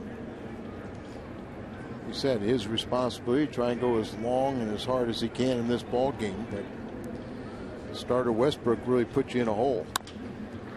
Ground ball deep in the hole. Terrio, jump throw, and got him. Outstanding play by Ryan Terrio. Doesn't have the strongest arm, but his athleticism really helped out on that play as he got his entire body behind the throw and just had enough. Goes up the ladder to get something on the throw, get up on top.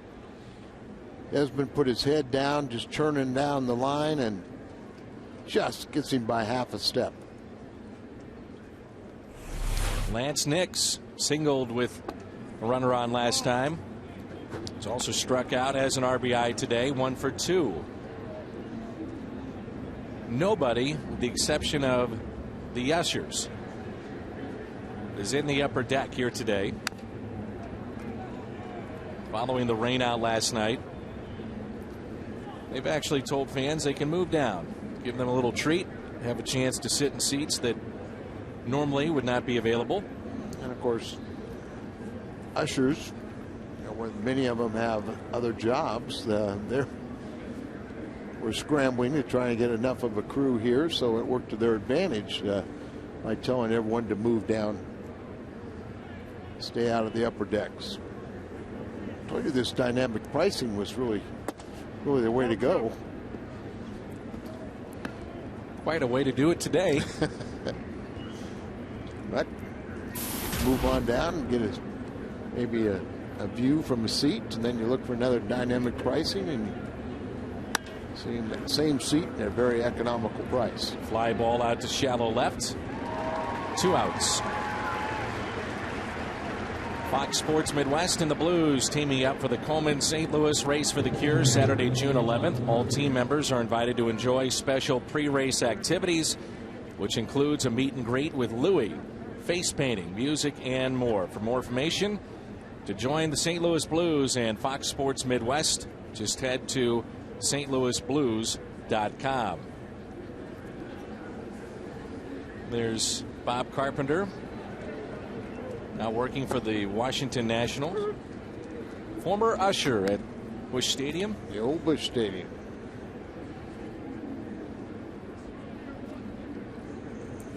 It's now Bob and his wife Debbie, who's in town. Here's a fly ball into right field. Berkman near the line makes the catch.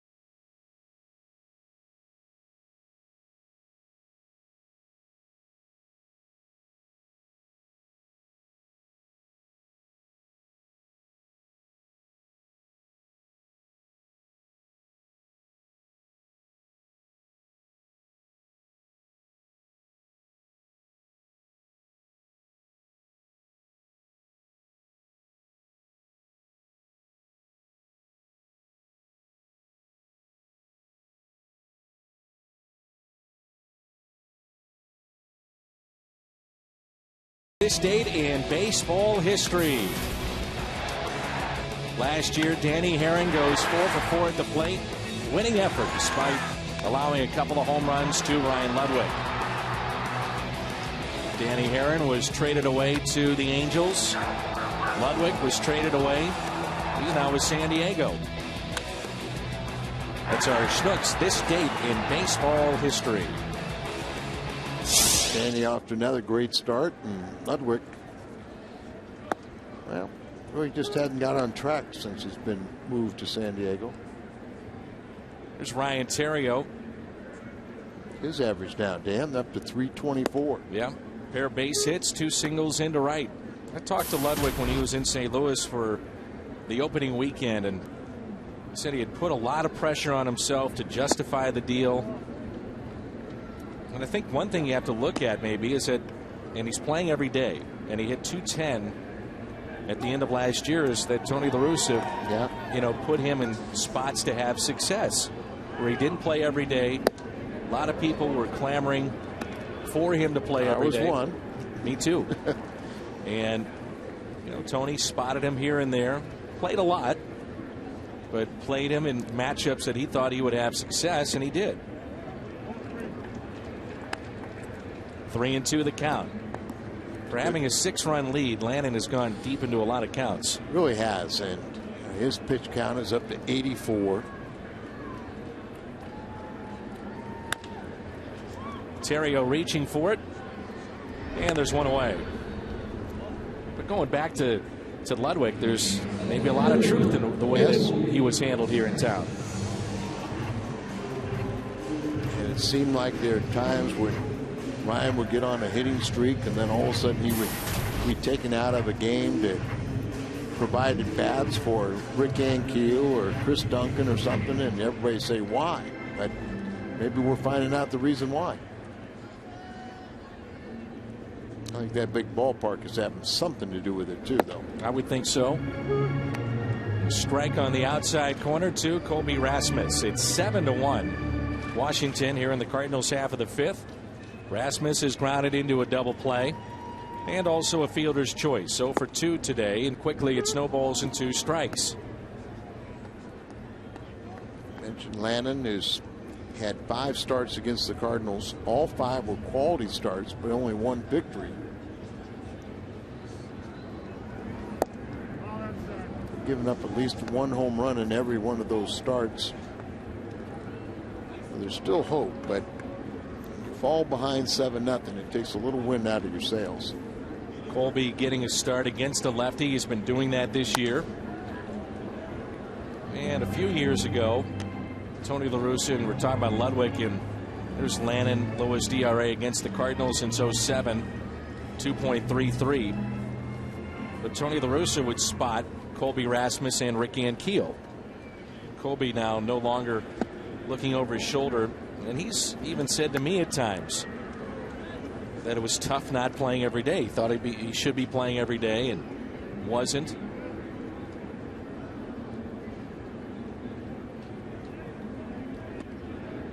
The 2-2.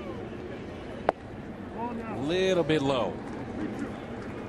And I remember Amos Otis, playing for Whitey Herzog, and they didn't have a very good relationship, but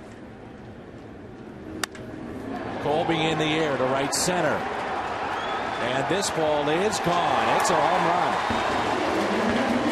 That's number 3 for Rasmus, and his 6th RBI. The runs today for St. Louis have come via the home run. Pujols, and now Colby Rasmus. You can also tell right now he's getting so much better at bats off a left-handed pitcher.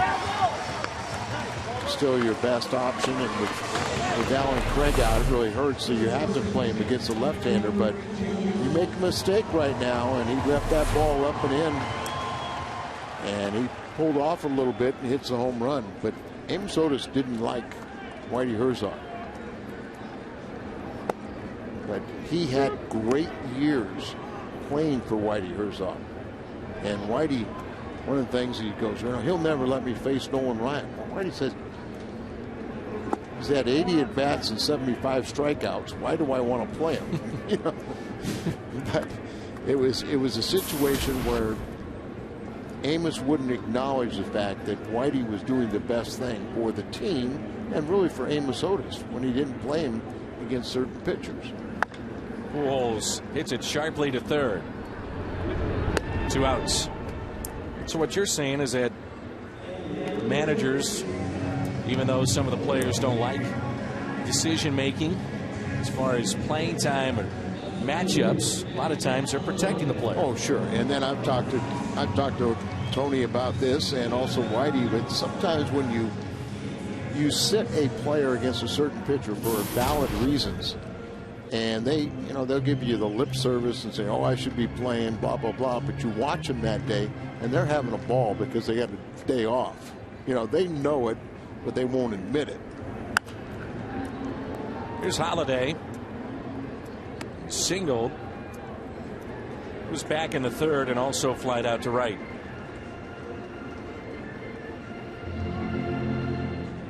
So they give the manager the impression I'm upset, but really not that upset. They're happy to. I wouldn't mind sitting against Nolan Ryan. It sounds like a pretty good deal to me. Yes, it does. Yeah. But then you got Pujols and Holiday and guys like this that you just have to drag out of the lineup. That come to every single day, and manager appreciates that, ready to play.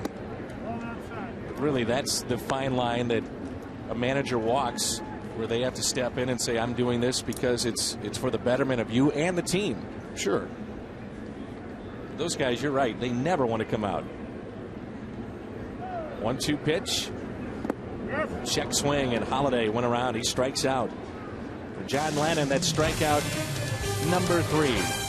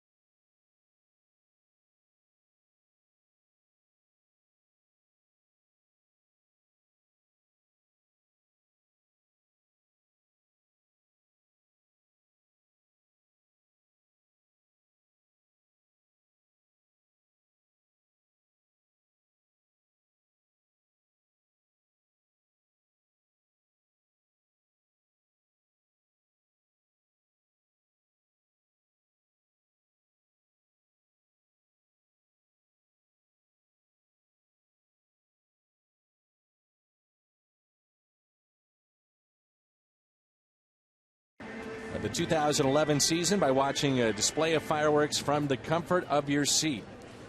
Still some seats remaining for Friday, Saturday, and Sunday.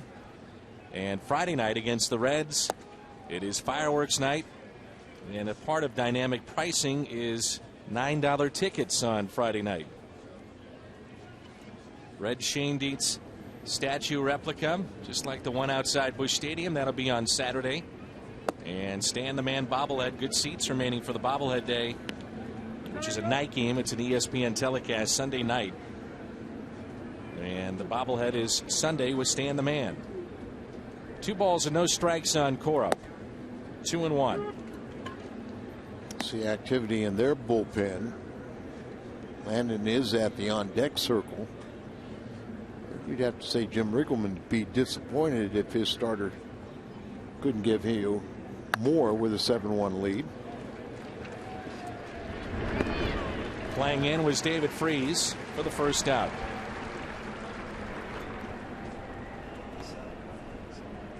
Chad Godin is getting loose, the right-hander, in the bullpen for Washington. It's a fastball up and away.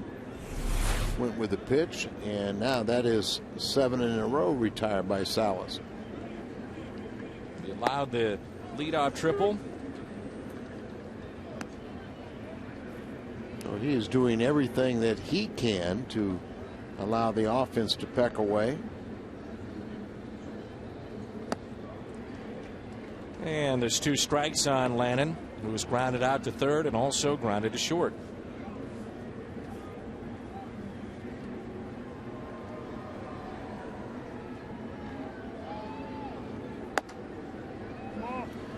Seven runs charged to Westbrook, and a little bit of a mystery, as it appears that he has, his ball's just moving, going crazy, but a lot of base runners, as you mentioned. It's 3 strikeouts for Salas coming out of the bullpen, and we head back to the top of the lineup. It's exactly what Tony La Russa needed.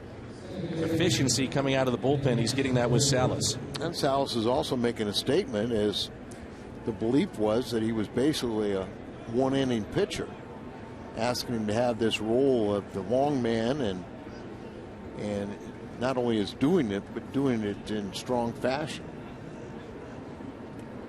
Espinosa, 3-hit day, pair of singles and a triple, 2 runs scored. Danny Espinosa, 23-year-old, who's 5 for his last 10 with a pair of triples, a home run, and 6 RBIs. 1-0 pitch by Salas. In the air to shallow left center. Rasmus coming on, under it, makes the catch. Berkman, Freeze, and Laird coming up. 7-2 Washington.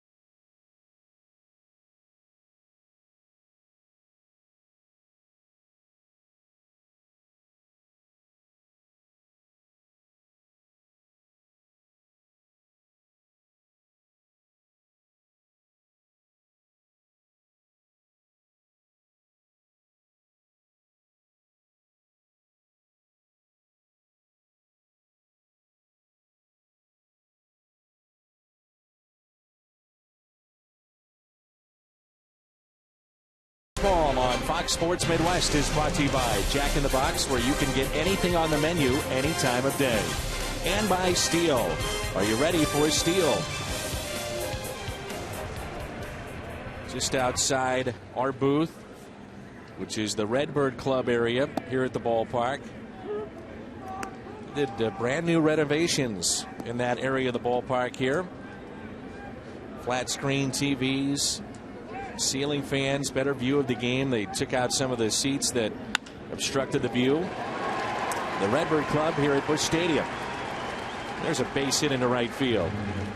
First right-handed hit for Berkman this season, but he is now 7 for 15 when facing John Landon. So that's going to be it for Landon, as Jim Riggleman has already worked out. So just a short leash as Jimmy will go get his left-hander and go to his bullpen. Chad Godin has been getting loose for Washington. He'll come in when we come back.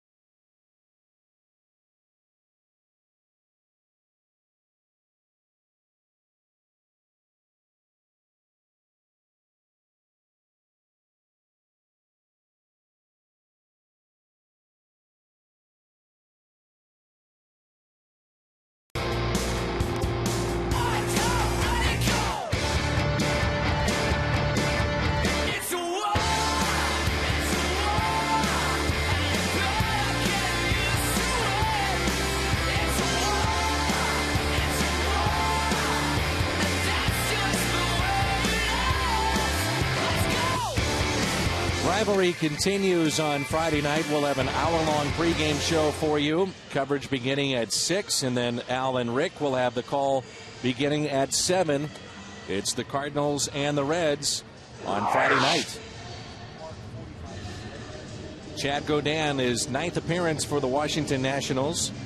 ERA that's just over 7 innings of work, 10 hits. So lead like this at 5 runs. I'm sure Jim Riggleman is trying to get this guy straight. Well, he's shown the ability to retire right-handed batters. They're batting .250 against him with 1 home run, but lefties .429 average. Chad is now 28 years of age, has 6+ years of major league service. So he got to the big leagues at age 20. David Freese at the plate. He's lined out to left and also struck out swinging back in the 3rd. Be interesting to see if Tony La Russa goes back with Freese tonight. Early in the season with those ankles. Well, that may be double play ball. 6-4-3. Well, it's been a real tough game for Tyler Green to this point. So, and Franklin getting loose, and this is one of those situations that we talked about, trying to ease him back and get him right. It's actually a perfect situation to bring him in a game like this. And I would suspect that in some ways you would hope that he could do, more than 1 inning. But this is how you get him straight. And the one thing I think is part of the problem is he needs more work. 2 outs and nobody on for Laird. Good rip. He's walked and also grounded out to second. That is 3 double plays the Cardinals have hit into this afternoon. That's Slayton and lefty warming up in their bullpen. They've had some blown saves by their bullpen by committee. 0-1 pitch to Laird.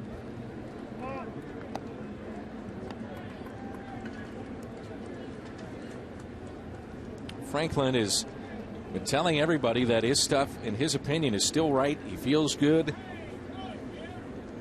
Just it obviously gets magnified when the game is on the line, and he has blown 4 or 5 saves to start the year.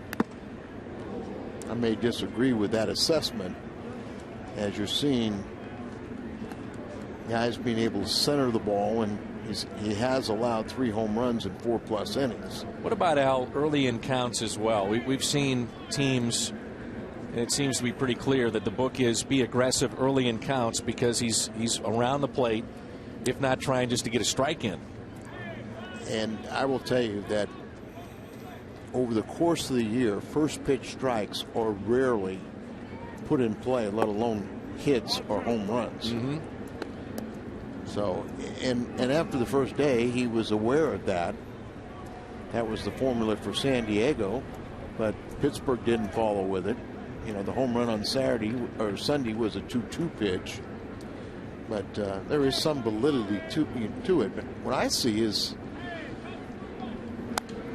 pitches that used to get weak ground balls, now they're centering and hitting, you know, getting good swings and hitting the ball out of the ballpark. He continues to lose him. 2 balls and 2 strikes on Gerald Laird.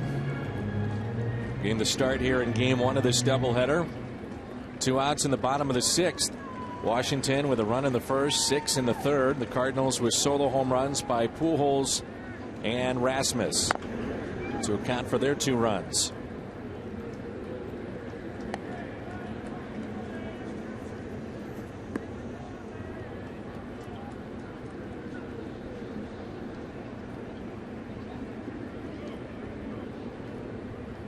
Right now, the big story with the Cardinals coming out of game 1 here is the pitching of Westbrook, who only gave the Redbirds 67 pitches.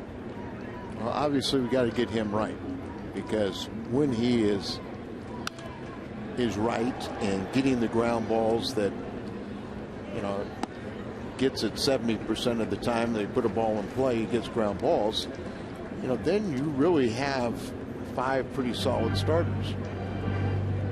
It's hard to replace an Adam Wainwright, and I don't think you can replace him, but yet it happens so early in spring training. I think the team has moved forward and very comfortable with the 5 they have once Westbrook gets straightened out. And he's right now the guy that has had the most problems. 2-2. Another foul ball off the bat of Gerald Laird. Average at .211 this year.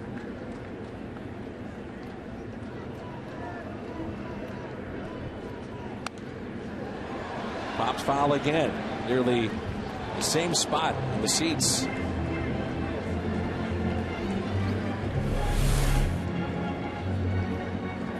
Like a lot of movement with his swing, reaching for it.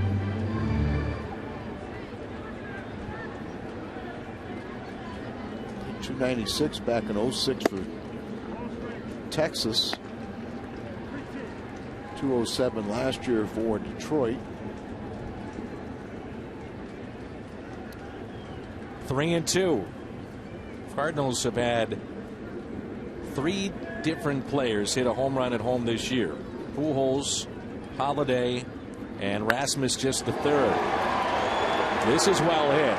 Worth is back right field, and he can't come up with it. It's a ground rule double. Good at bat there by Gerald Laird. Good at bat. Finally gets reward. Ball carrying pretty well out there in right field. You look at the flags, and it does appear to be blowing out. But he stays with it, drives it out there, just be over the reach, and then bounces over. Here's Tyler Green. Green has bounced into a 4-6-3 double play and doubled. Left stranded back in the 2nd. He's had a tough day in the field. He did bounce into the double play as well as getting the double. And a 1-0 pitch to Green. Taken low, 2 balls and no strikes. Punto is on deck. One of the things that the Cardinals on the road trip were able to do was some 2-out rallies.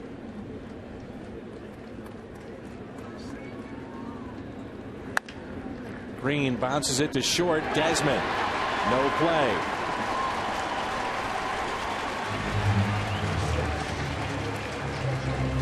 air charge to Desmond, his 4th. And Nick Punto will be the pinch hitter for Salas. Number backhanded, little Nick casual Punto. Right there. There's Punto making his Cardinal debut.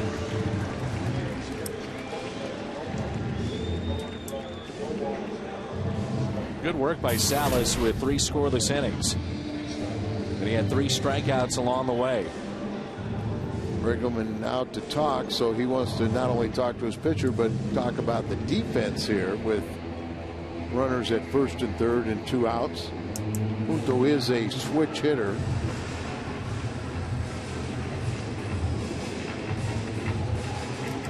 Well, this inning was extended after the very fine at bat by Gerald Laird. Fought off a bunch of pitches, picked up a double just out of the reach of Jason Worth in right.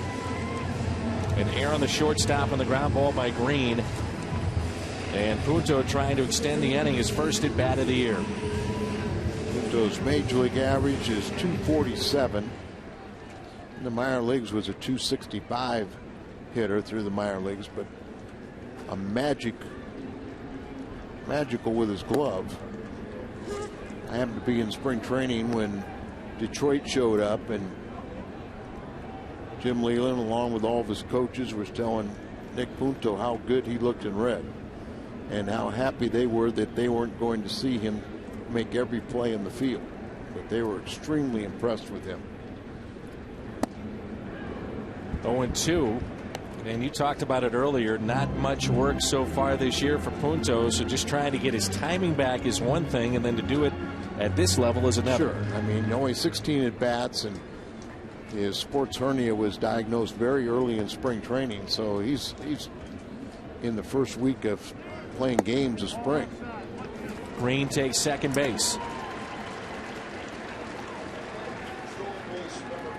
It's a stolen base, and that's his 4th already.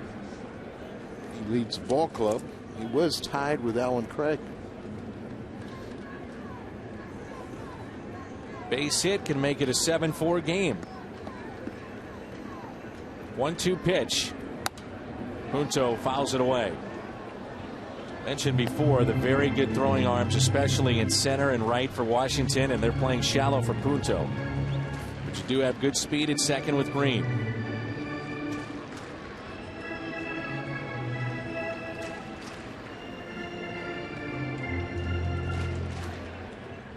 You don't run into an out, but I wouldn't be surprised if he did challenge those arms, though.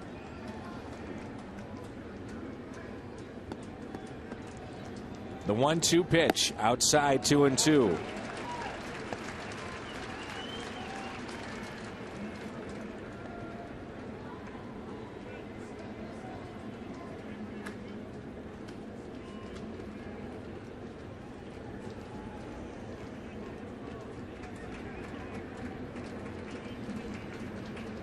The 2-2 pitch. Tough pitch to take. Yes, sir. Now, Dan didn't like that, but that's part of it. Work that count a little bit. Big pitch in this ball game right here. He really is, Dan. Maybe the fact that he's a little tardy, too, may work to his advantage. The 3-2. He walked him. Bases loaded for Terrio.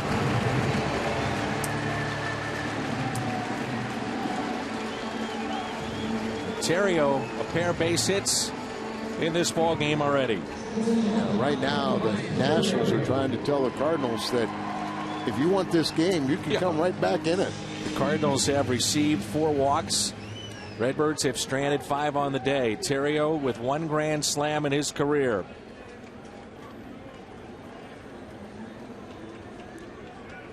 Two outs, bases loaded. Ball 1. Now Dan really trying to look like he's aiming that little breaking ball right there, but trying to just ease it over. Jim Riggleman almost managed on the top step, not comfortable at all. He has a lefty and a righty getting loose. Big Clippert, gap in the left center. Clippert and Stanton. The timeout was called there by Pudge Rodriguez. Jim Riggleman, seen him with San Diego, Chicago, and now Washington. Good baseball man, and a lot of reasons to pull for him. Slowly hit left side. Bobble just a bit, and safe at first. The run scores. It's 7-3. And we'll have an argument here. The tying run will come to the plate. I thought he was safe, but you wonder right there. It's third baseman should take everything, but when he takes it and has to dive, you got your shortstop right there. Looking at that, it looked like he was out. Real close, isn't it? We had the benefit of the replay, and one looked like he's out, the other one looks like he's safe, and these umpires don't have that luxury. So it's a 3-hit day for Theriot. Picks up his 8th RBI. The lefty coming in to face Rasmus, who homered already today against a lefty. He represents the tying run.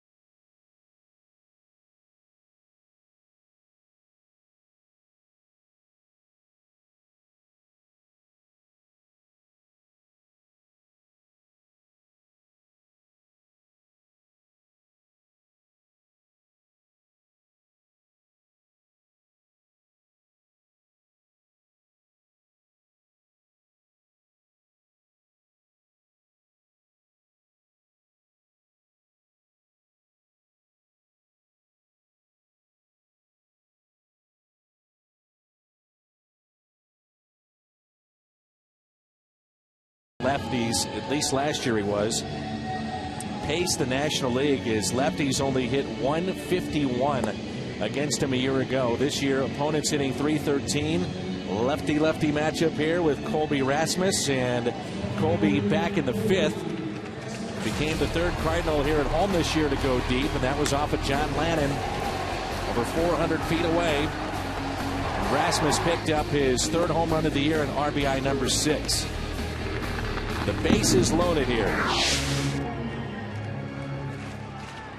Lefties this season have hit 300 against him. It is early. And righties 333. A lot of times you see those lefty specialists, they come in and they work from that first base side of the rubber. Slayton is a little bit different. He's on the other side. Right. A lot of times they work from that first base, so when they release the ball, sling the ball up there, appears it's coming from behind the hitter. 1 ball, 1 strike. But in his case, he may feel more comfortable going on the third base side and making sure that he can keep it away from the left-handed batter. 7-3 as we play here in the bottom of the 6th. Bases loaded. Strike 2 on Colby.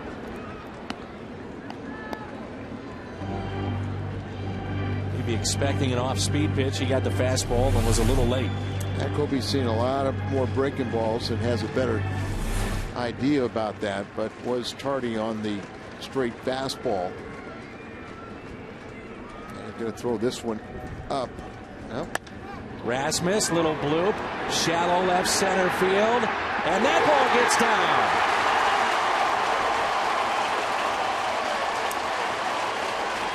1-2. Colby Rasmus puts it in play. 2-run score, and it's now 7-5. The tying runs on base. The potential go-ahead run comes to the plate in the form of Albert Pujols as Lance Nix came up just short. 3 RBIs and great effort by Nix, but never gets there. And with 2 outs, obviously the runners can just take off, put their head down, and go base. And Slayton misses his one man. And now you get to face Albert. Pujols coming up when we come back.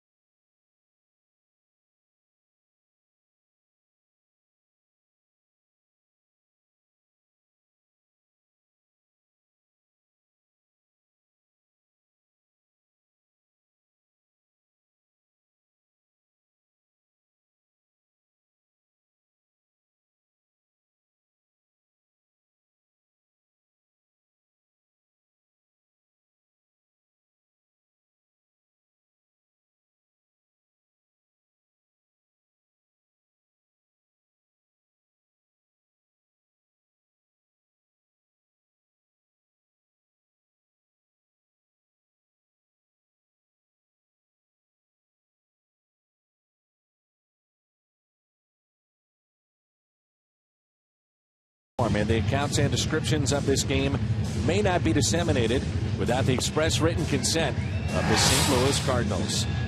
Tyler Clippard, very good numbers, 9 appearances, ERA of 1.64. Opponents only hitting 171 against him. The Cardinals have pulled to within 2. And Albert Pujols, with 2 runners on, steps to the plate.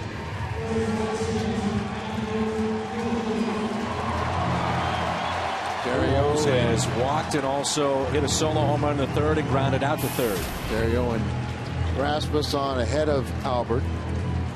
Clippard has had 8 of 9 appearances, been scoreless, and he's retired the first batter in 8 of his 9 appearances. Big strikeout pitcher a year ago. Pujols' home run back in the 3rd was hit to right center. The first pitch to him.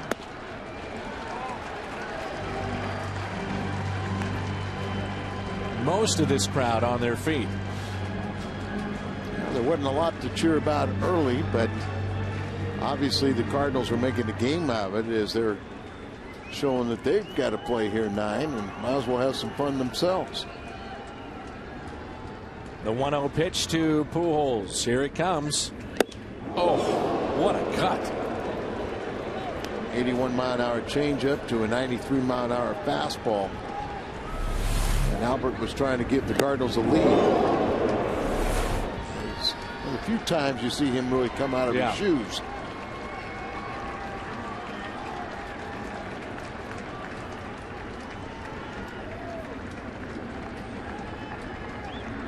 The 1-1 pitch to Pujols. In the dirt, 2-1.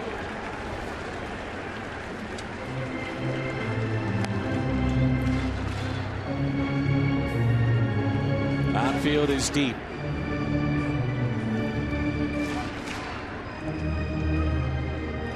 Jim Riggleman, anxious moments here. Dealing with a guy like Pujols at the plate. And at one point they were up 7-0. Now it's 7-5. The 2-1 pitch. Changeup that time out in front. 2-2. It's got a lot of arm action and everything else, and you can see him reach in for that changeup, but you see all the arms and legs and get away with a changeup up and in. 80-81 with the changeup. Curveball is high 70s, and the fastball low 90s. Up and away, it looks like.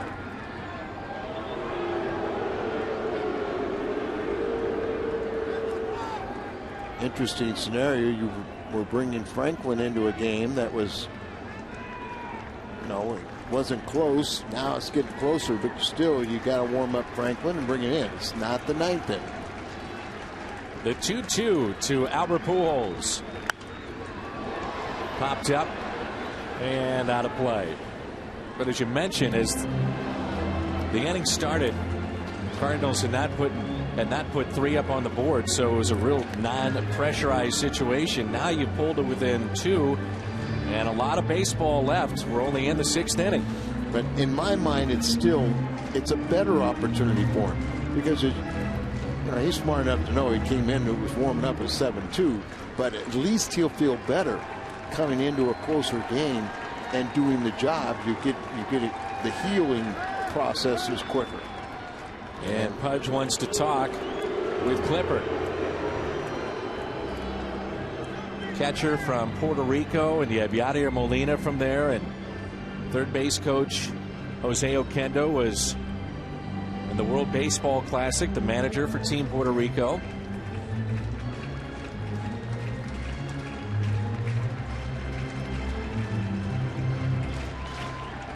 Pujols trying to extend the inning to Holiday. 2 balls and 2 strikes. The next to Albert Pujols. Here it comes. Out of play.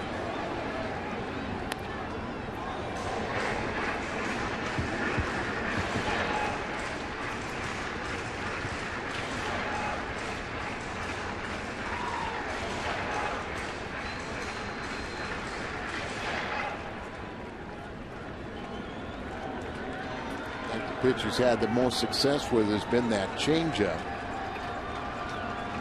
Pujols, the 8th man to come to the plate for the Cardinals. The 2-2 pitch. Changeup again. He had him fooled, but Albert's so good he just fouls it away. That time he really got the ball down and he really fouled off a very tough pitch.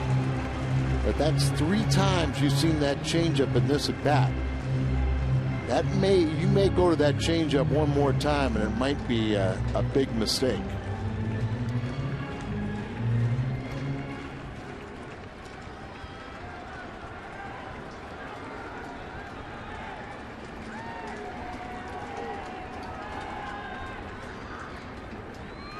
A 2-2 pitch to Pujols. Albert out to deep left, but that'll stay in the ballpark. Nix is there and makes the catch. He just got underneath it. The Cardinals will strand 2. They pick up 3, and they've cut the lead to 2. It's 7.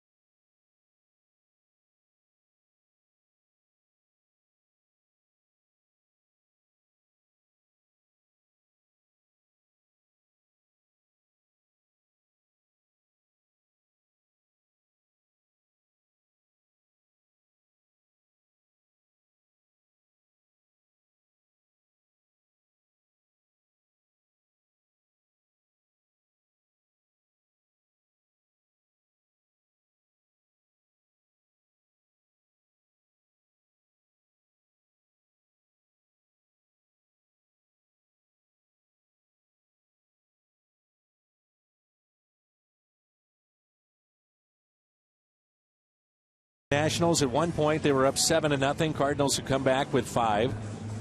And Washington up by 2. Let's go pitch by pitch, presented by Chevrolet. He comes out here with a changeup that's way up, then a fastball. He throws it by him. Big swing by Albert. Breaking ball. And there's another changeup. Gets that ball, he fouls off. Now he's in the process of fouling off several pitches. There's another changeup. And there he misses location with a fastball just enough inside where it sounded good, looked good. Everybody's hearts thought it was going to go, but the left fielder caught it well in front of the warning track. Here's Ryan Franklin coming in for the Redbirds after very good work by Salas to keep it at that time. A 7-run lead. The Cardinals picked up a couple of home runs, one by Pujols, the other by Colby Rasmus. Then they add 3 in the bottom of the 6th. So a tight ball game here. 7-5. Game 1 of 2 today on Fox Sports Midwest. And Rick Ankiel leads it off against Ryan Franklin. Well, in my mind, this is the perfect thing, the perfect medicine for Frankie to come into this game. Now, I know he believes in his stuff, but when he is right, you know, he's attacking the strike zone. He doesn't walk anybody. We've seen a few more walks from him. And Keel hits it the other way. Holiday over, makes the catch. Rick is 0 for 3 with a walk.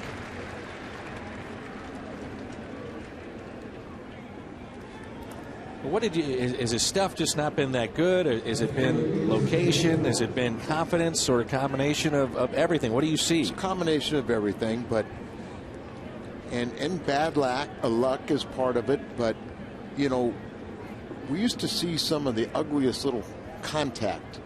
You know, you get those ground balls, you know, where no one really squared the ball up. Where now, you know, whether it's a little bit of lack of movement or making too good of pitches, you know, he and I believe part of his problem is he hasn't pitched enough. That he needs to pitch more to have better command and location. But they're centering the ball a lot better than they have in the past. 1 ball, 1 strike on Jason Worth. Worth with an RBI single back in the 3rd. He's 2 for 3 with a pair of singles. He's also struck out.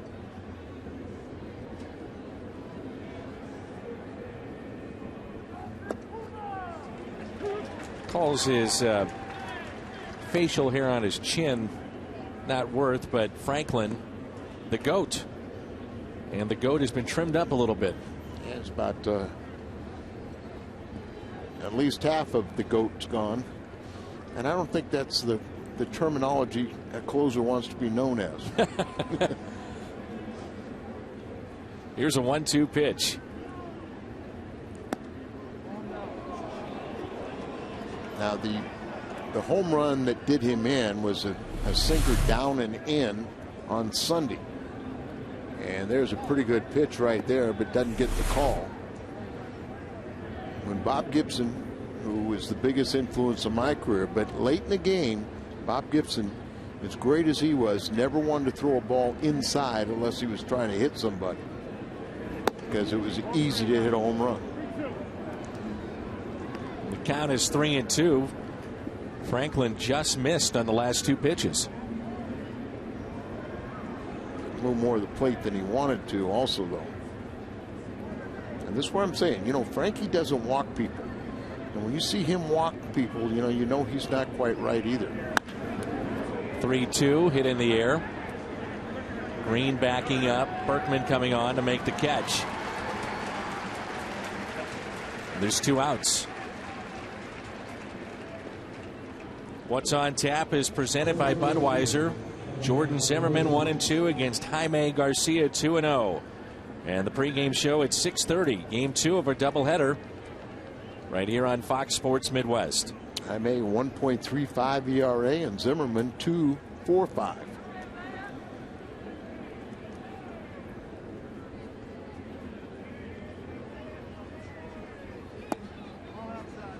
Five career at bats for LaRoche against Franklin, and all have been walks. Find that interesting, don't you? Yes. Very much so. That Frankie would, good eye, but, Frankie's not afraid to challenge people. And he was falling behind him, too. LaRoche is 0 for 2. Struck out in the 4th, and walked and scored in the 3rd.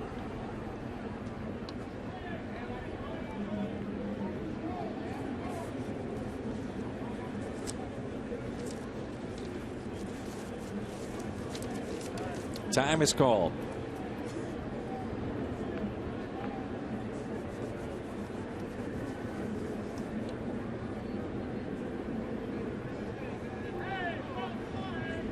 Here's a 2-0 pitch. Tap to the right side. So good job by Franklin. A 1-2-3 inning. And it's time to stretch in game 1 of our doubleheader. You're watching Cardinals baseball on the home of the Cardinals, Fox Sports Midwest.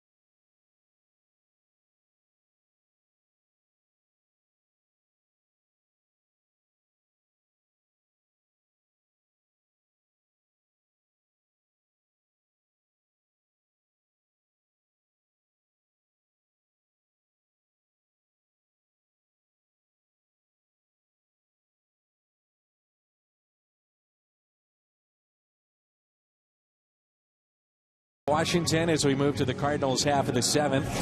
At Busch Stadium, it's the Home Depot doing more on defense. Ryan Theriot with his fine play.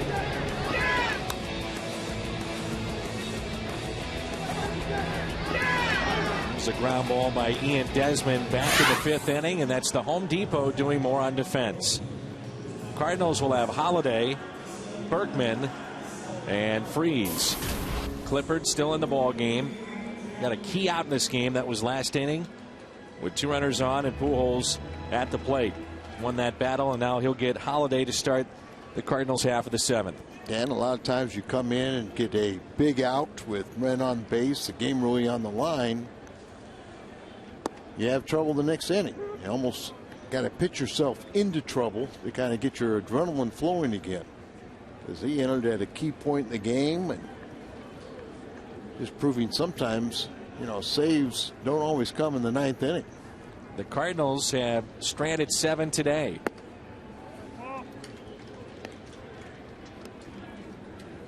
One ball, 1 strike. Matt Holliday singled back in the 3rd. He's also flied out to right and struck out.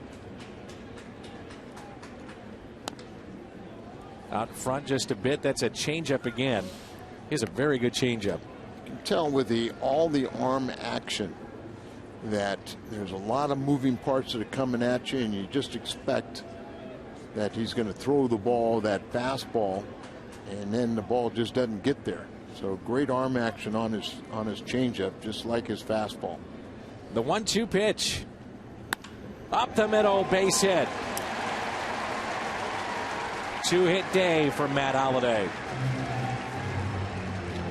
Add to his .432 average. Now you get Berkman hitting from his best side.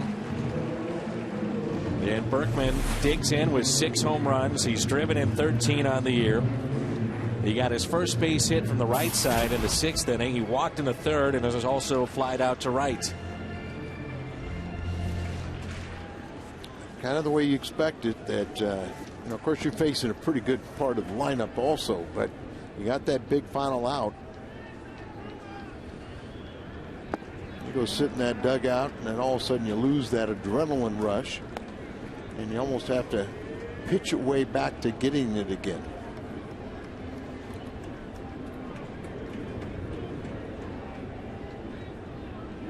First pitch was a changeup to Berkman. And called for another one. The 1-0 pitch to Lance. 2-0. David Freese on deck. It goes to that changeup so much that after a while you start getting a pretty good read, or you find some little way to distinguish between the changeup and the fastball. Fastball in. Something you could pull, hopefully by first base bag. 3-0.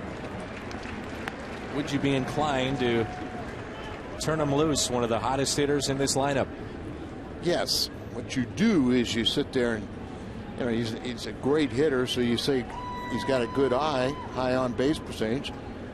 Don't swing at a ball. Look for a pitch that you can drive. Fastball away. They turned him loose. 3-1.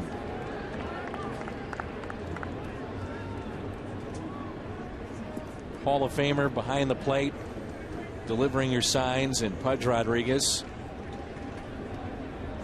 I would assume not many times has a pitcher said no and gone with a different pitch when Pudge is putting down those signs.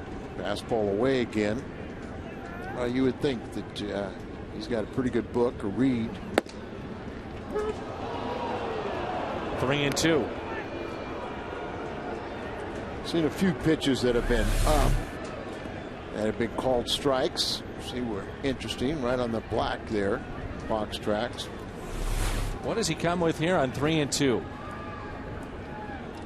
Not afraid to throw the changeup. Not afraid, but it's what they call. Outfield is deep for Berkman. Runner goes. Pitch in the dirt. And it's runners at first and second. And nobody out. And to me, the 3-2 pitch, a changeup is so difficult to locate. And you've got a guy with a very good batting eye and a wealth of knowledge in Berkman. You probably not the pitch you should throw because he's going to take it. And right now he's pitched himself into a jam.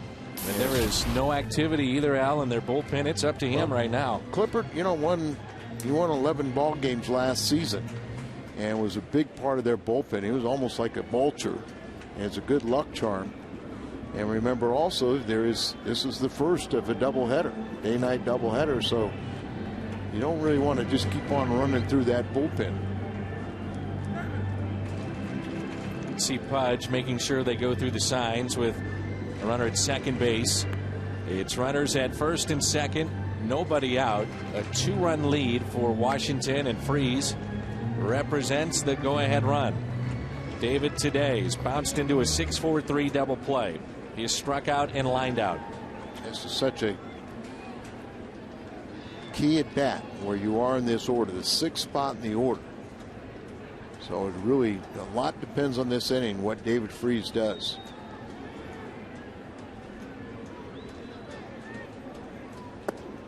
Check swing. Boy, a real mistake there as a pitcher, where they almost have a pickoff play at second base. Clippard, instead of stepping off, waited a second, but he never allowed his shortstop to get back into fielding position and went ahead and threw the pitch home.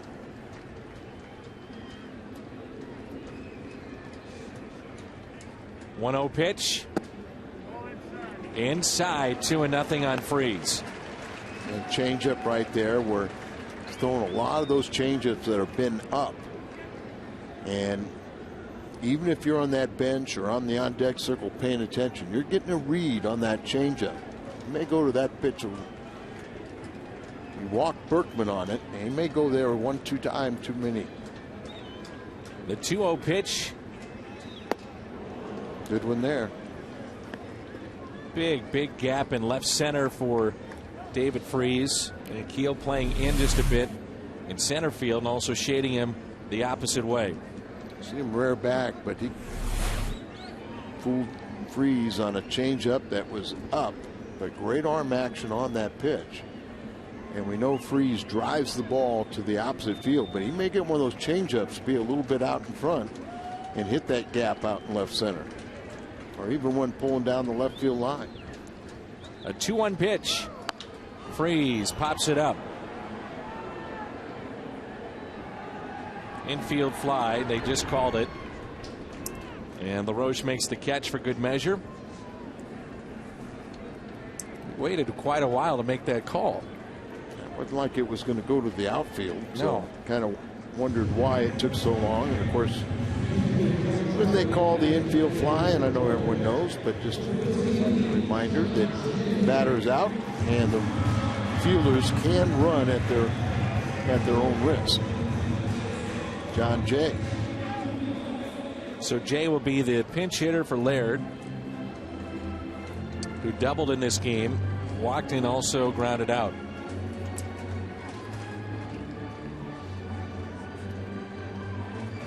Jason Mott throwing in case you get to that spot in the order. And it could be a double payoff where you could see Frankie has a good inning and then gets rewarded with a victory as they come from behind. You're the crowd cheering. That was Molina trotting in from the Cardinal bullpen as he'll get set to catch after this pinch hitting appearance by Jay. Change up again, taken outside. The Cardinals, if they can pick up a win, they'd go to one game above the 500 mark. They're 8-8. Washington is 8-7.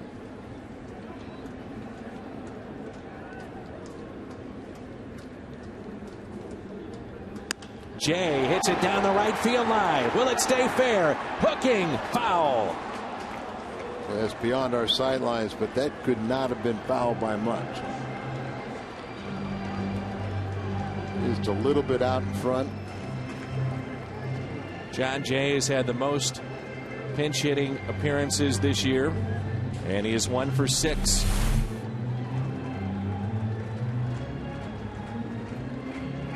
Actually landed in the stands and then bounced into the playing field. 1 ball, 1 strike.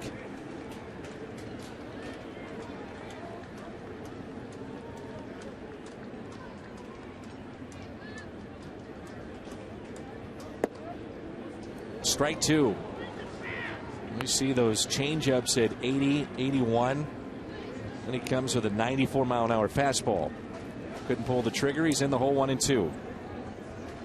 That's why it's so tough as a pinch hitter, but it's in order to do your job, you got to be ready for every fastball you see in the strike zone. Got him. Strikeout of Jay. And Clippard gets his first strikeout of the afternoon after the Cardinals got the first 2 on here in the 7th. A pop out, now a strikeout. And Tyler Green is being called back to the dugout. He's the hitter that's due up for the Redbirds. And Descalzo is going to hit right here.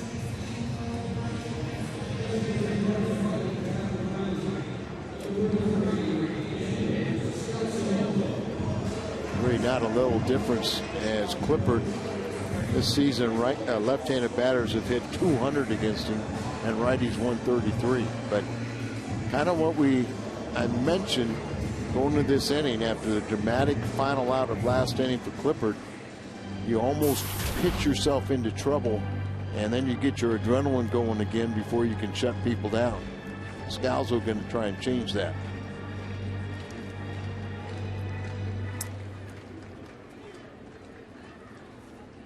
Daniels 2 for 6 as a pinch hitter this year. Runners at first and second. With 2 outs, Cardinals down by 2.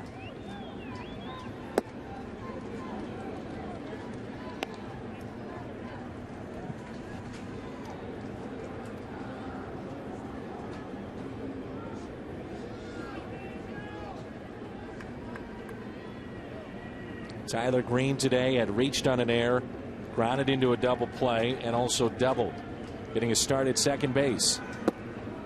And that catches the outside corner, 0-2. 2 straight fastballs.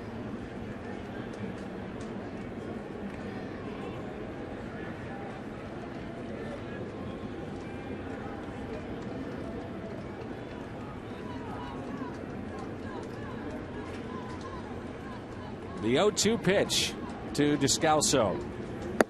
Struck him out. Clippard gets back-to-back strikeouts, and the threat is through.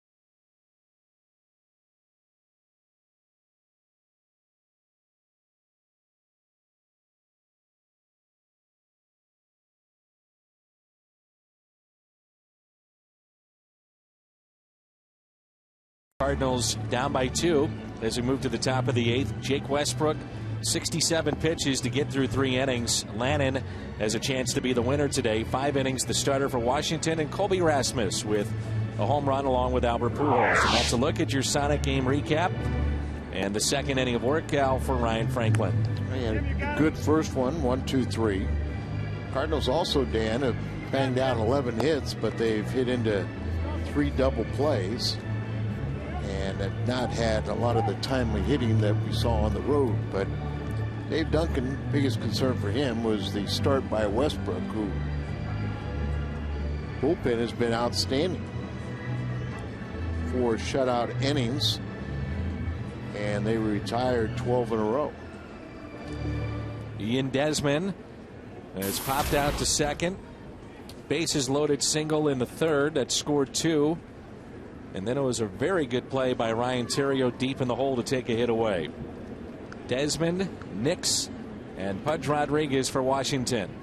7-5 lead. First pitch taken low and inside. Franklin, an uneventful 7th inning in his first inning of work, and new catcher, his normal battery mate, Yadier Molina. Descalso takes over at second base. Interesting is Burnett, their closer, he's warming up. We're playing in the 8th inning. He's off to a very good start too. Showing bunt. Strike 2.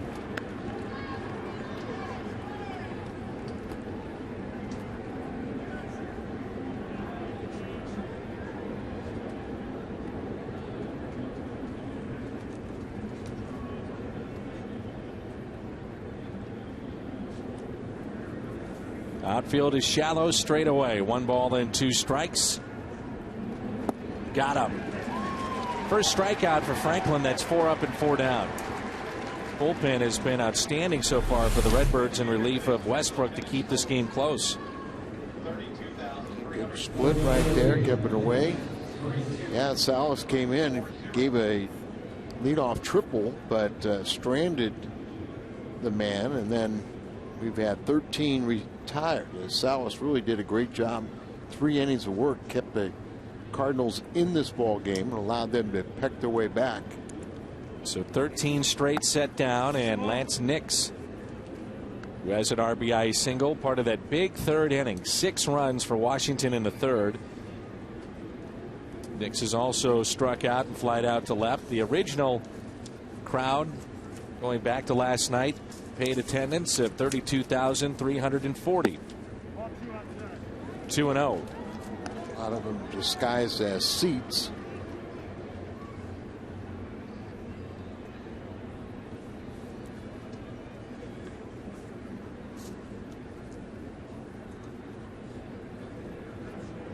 The 2-0 pitch. Hammered deep right.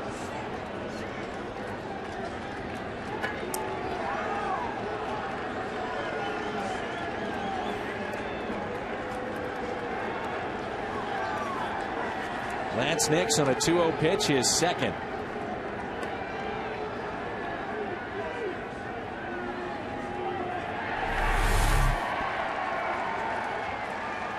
Just a fastball in the middle of the plate up, and boy, what a swing. That is the 4th home run that Franklin has allowed in 6 innings.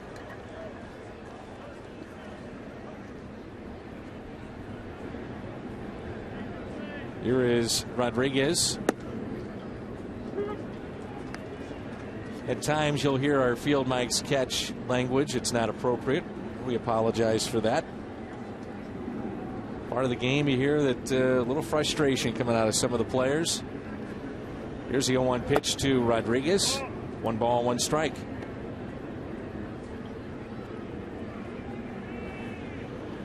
See the reaction of Franklin. He is frustrated. I don't know if we've ever seen him have that type of reaction as Rodriguez hits it fouling out of play. 1-2. Dan, we haven't seen him go through a stretch like this. Yep. Or if we did, it was, late in the season where the body of work was so good over the course of the year that you just kind of dismissed it.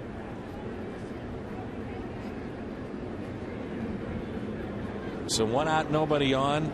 8-5 Washington following the home run by Lance Nix. 2-2. The only thing that Frankie can do is just go back out there and keep on challenging hitters.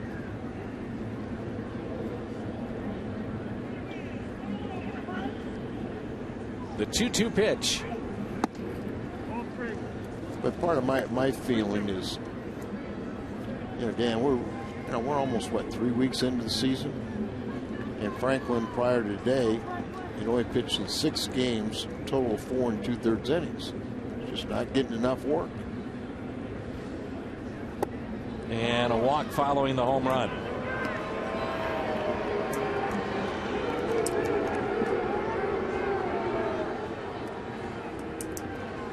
A 2-0 pitch to Lance Nix as we head back to the home run.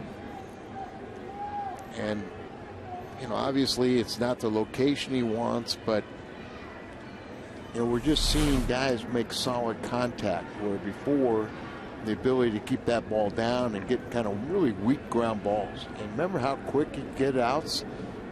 There were several times that he would almost go through an inning, on a half dozen pitches. That was more the norm, and just really rarely were people really centering the ball. Runner at first with 1 out following the walk. Third baseman Freeze is in, and that's a strike to Alex Cora. Cora, the 8th place hitter, grounded into a double play. He's grounded out to first and grounded out to third.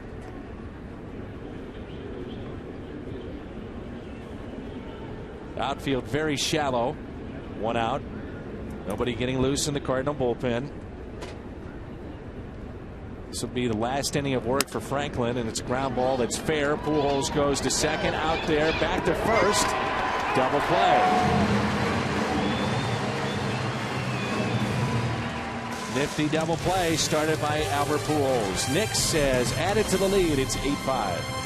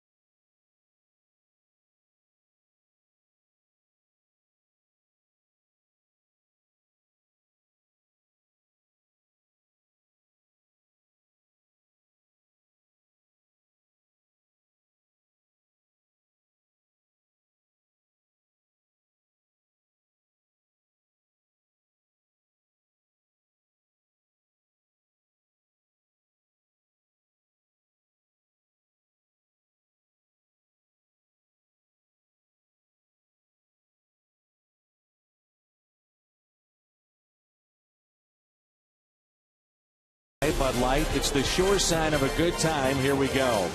By Bank of America, ATM deposits are as easy as an infield fly. No deposit slip, no envelope. With Bank of America, member FDIC. And by AT&T. Chilly afternoon here in St. Louis. Sean Burnett, the 2.35 ERA is their closer. 3 saves, 7 2/3 innings pitched. Kind of a crazy career for this lefty, isn't it? Yeah, these his numbers this year. Inherited runners, 3 of 6 have scored. Good efficiency on the first batter. Good ERA. He's got 3 saves. He had 3 saves last season, and he doubled his Major League total of saves with 3 this year. This is Mark Hamilton, who was recalled yesterday as they put Schumacher and Alan Craig on the disabled list. Hamilton and Punto. Hamilton got called up last September. He led Memphis last year with 18 home runs. He's got great power, primarily a first baseman.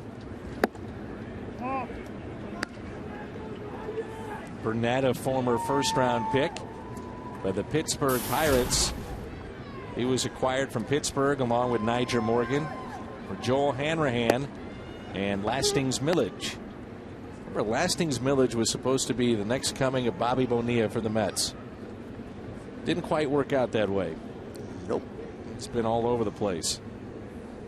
Burnett is from Wellington High in Florida, Dunedin, Florida. At the time, in high school, his team was #1 in the country.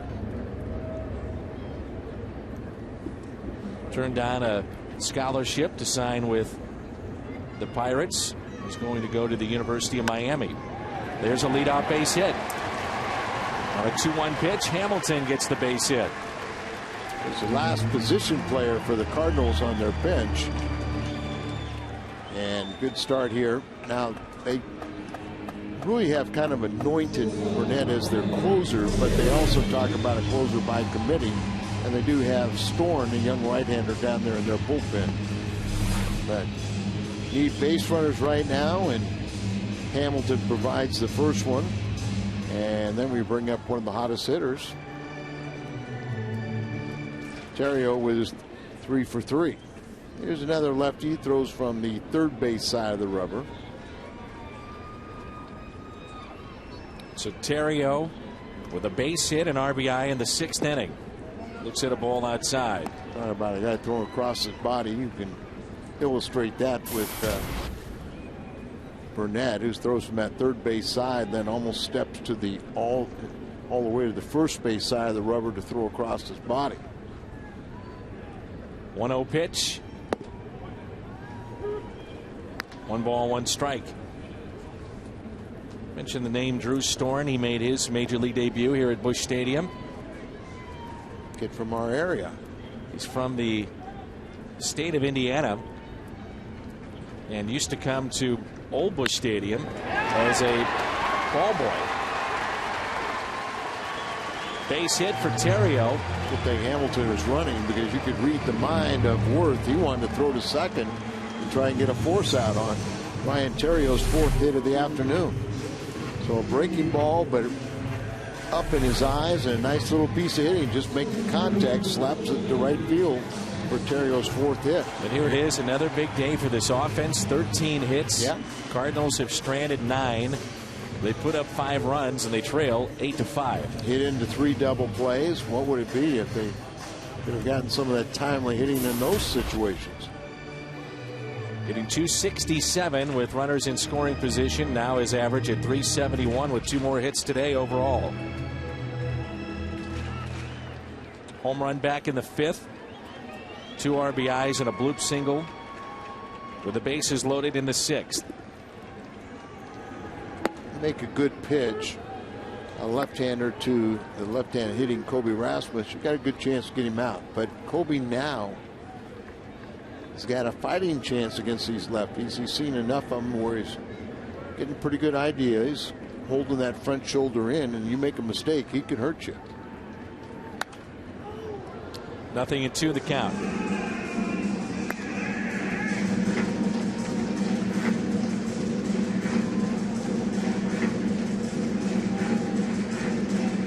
Mott warming up for the Cardinals, and Drew Storn, I believe, warming up for the Nationals. Very well could be Burnett's last hitter right here with Pujols on deck. I wonder if Storn's dad is on the radio. Slowly hit towards second. Out at second and out at first. 4 double plays the Cardinals have hit into.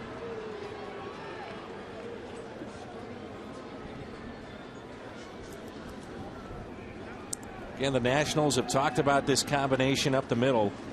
They think is going to be there a long, long time. Espinosa and Desmond. Kind of slow developing, but Desmond had just enough arm strength to get it over there. And, then you think about Bryce Harper. You know, obviously the big gun, get Strasburg back, but they've got a couple of young catchers.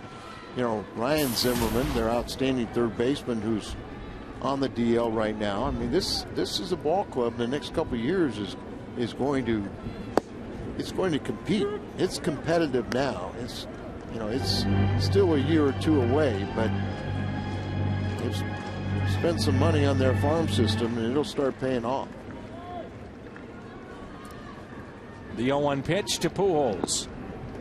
You think about, too, Al, to further the point, the National League East, Marlins going into a new ballpark. You figure they're going to spend some money. They're always competitive, it seems like. You've got Atlanta, always competitive. The Phillies, loaded with talent. This team, as you mentioned, on the rise, and at some point, the Mets will get their financial situation in order. You would think start spending money again. Pujols, what a job of hitting there. Picks up the RBI and a base hit. The tying run comes to the plate, and Matt Holliday. Pujols with 2 ribbies today. He's up to 12. 2 hits, walk on base 3 times. Look at that. Just backdoor breaking ball, but look at his plate coverage, just reaching for it and just flicks the wrist. Powers the ball up the middle for the RBI. Looks like we'll have a double switch. Jim Riggleman talking to the home plate umpire. Holliday coming up, representing the tying run again. We'll tell you about the changes when we come back.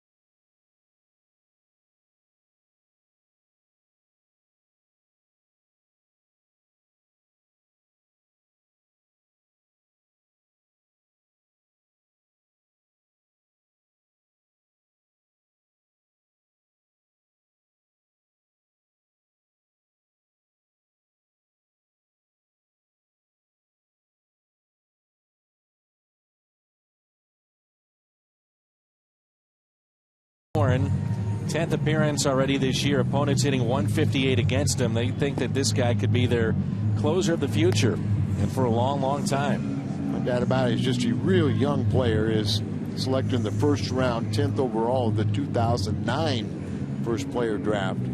He made his big league debut less than a year after being drafted. To follow up your story, wondering if his dad was on the radio, the reason Al said that was that Drew Storen's dad was one of the first hosts of the baseball network on radio, MLB Network. So he did a morning show there, and Drew Storen as a kid used to come to the Old Busch Stadium. At times he was a ball boy down the lines, also served as a bat boy, and really one of the first products for this Washington farm system to come through and really pay dividends early on. You know, he was the first and only visiting player to be awarded a hundo. I'm sure that's a day he'll never forget.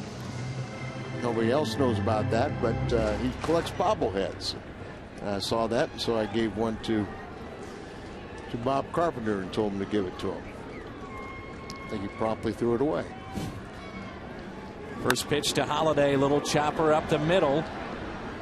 Espinosa makes the play, and the threat is through. The Cardinals, though, pick up an RBI by Pujols, and it's 8-6 as we head to the ninth.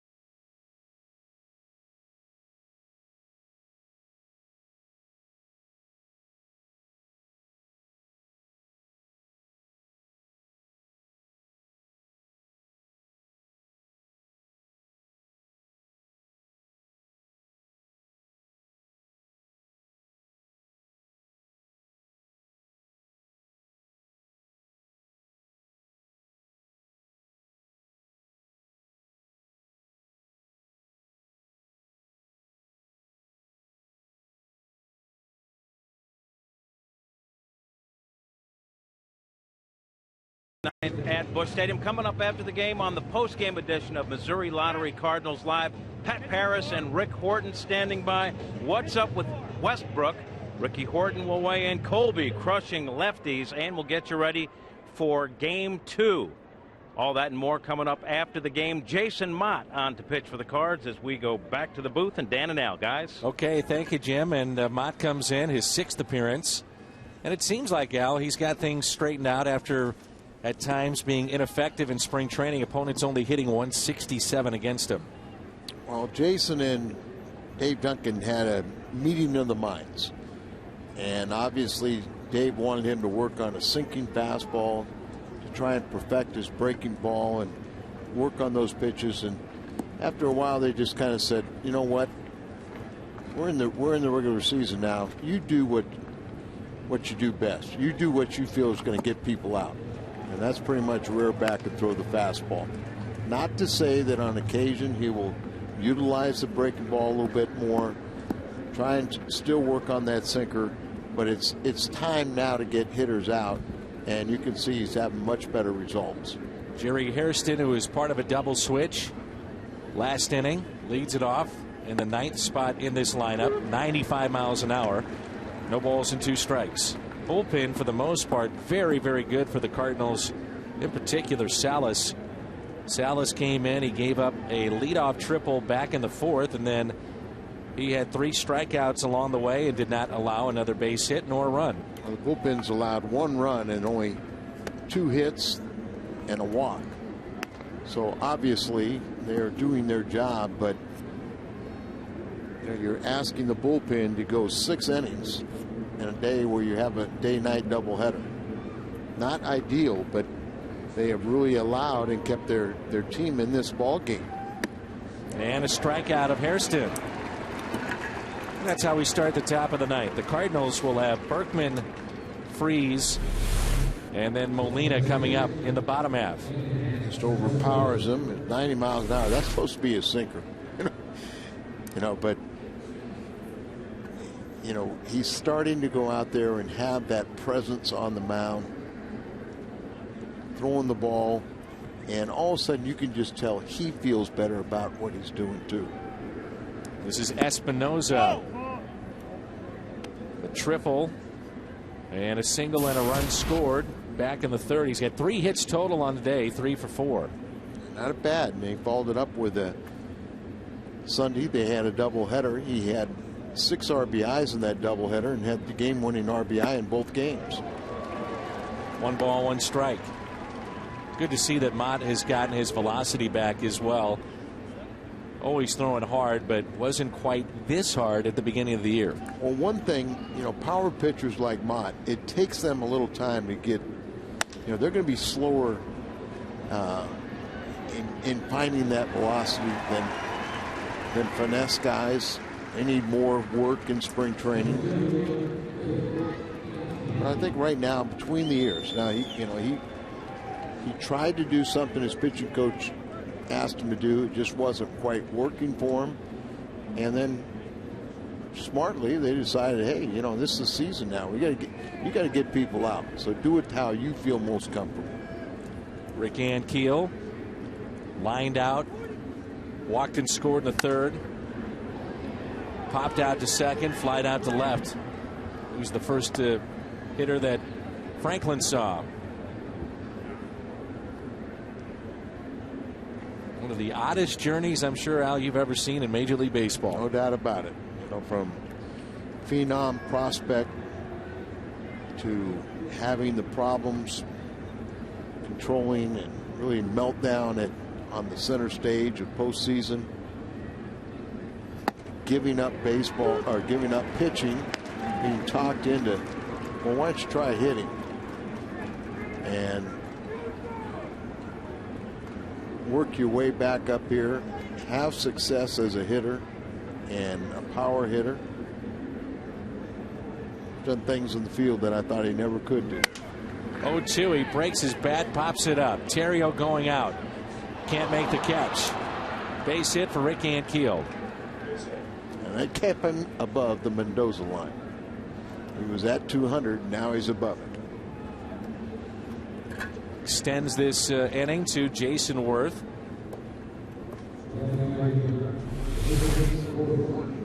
Right off the end of the bat. And Terrio goes back running into outfield. Wasn't going to hit hard enough for the outfielders to come in on the ball, and looking over the shoulder and just off the tip of his glove for the base hit.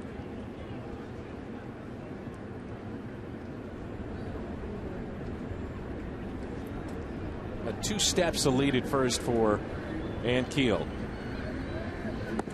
And the first pitch is low and away and a ball to Jason Worth, who has a pair of hits today and an RBI and a run scored. 2 for 4.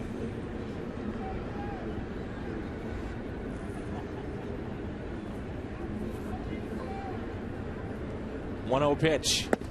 Blew it right by him. 1 ball, 1 strike. Was talking earlier in the telecast, never forgetting about the night when Ankiel returned to the big leagues and hit a home run. Storybook. It was storybook, and no one was happier than Tony La Russa.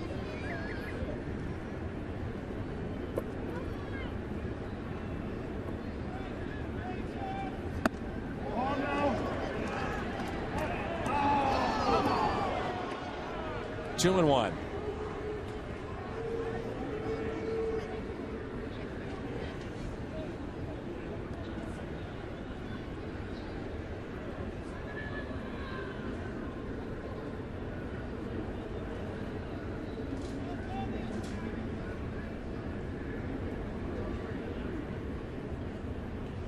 Oh, they got him. They picked off Rick Ankiel.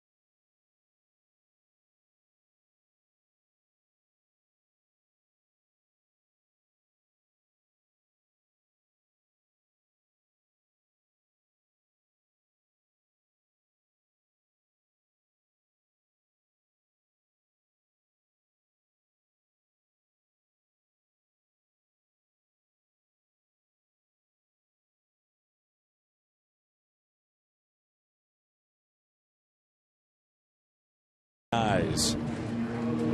Cardinals trailing 8-6. They've out-hit the Nationals 14-10.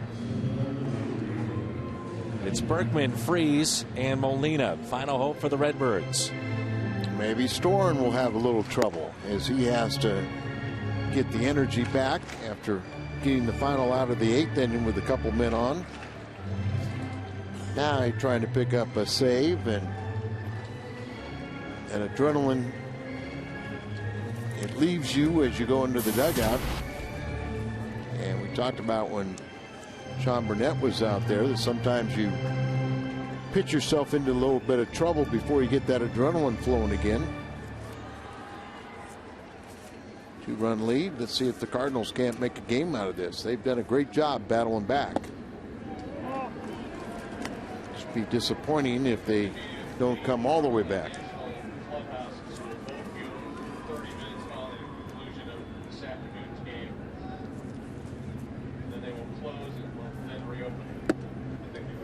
Two balls and no strikes. Storen has one save on the season, and he's fallen behind.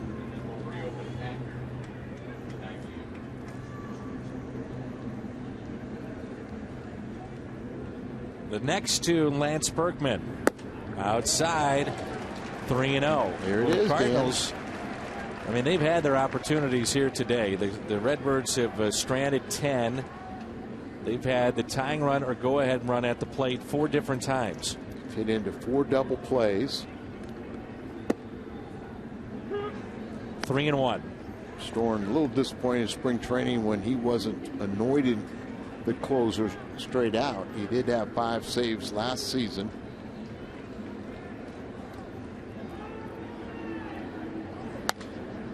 Berkman pops it up left side. Will it get out of play? No, it's playable. And the big first out as Hairston puts it away. Is a big out. Have a big snap at that ball too. That's an easy way to knock that ball out of your glove. Here's David Freese. Freese had one of those opportunities. Last time up, two men on. First and second, nobody out, and popped up in the infield.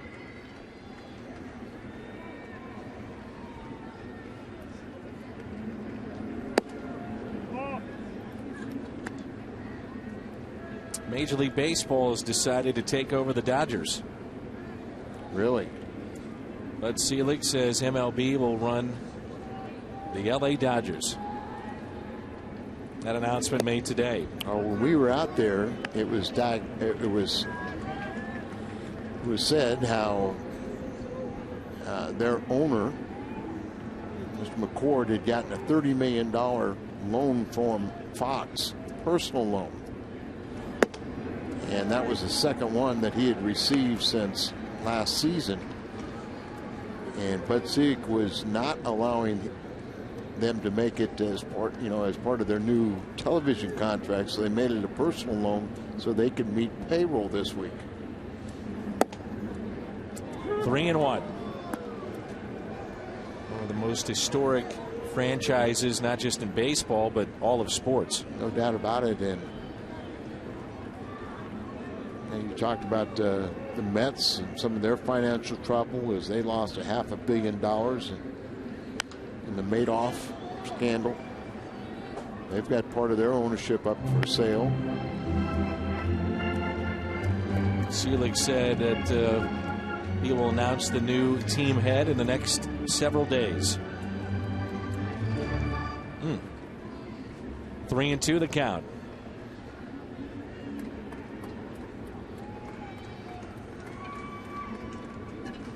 The next to David Freese. Tying run again. Comes to the plate.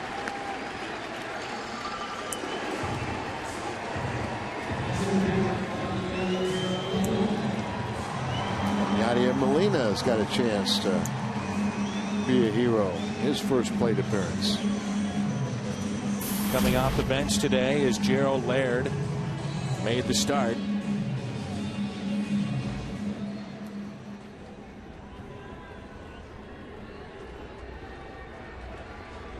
Molina had to trot in from the bullpen, get ready to go, and then insert it into the ball game on this cold afternoon. Descalso is on deck. Nationals are looking for their 5th double play. Late innings, have a lead. Some believe you guard the line. They got the third baseman who was guarding the line. He's now a step or so off. And Molina pops it up on the outfield grass. 2 outs. And the final hope is Descalso.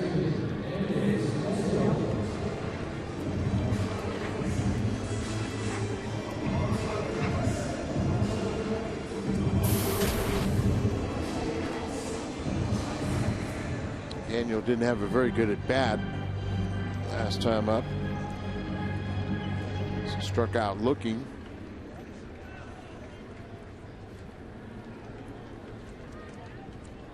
8-6 Washington. Descalso looking for that first home run. Takes a pitch high and outside. Hamilton is on deck.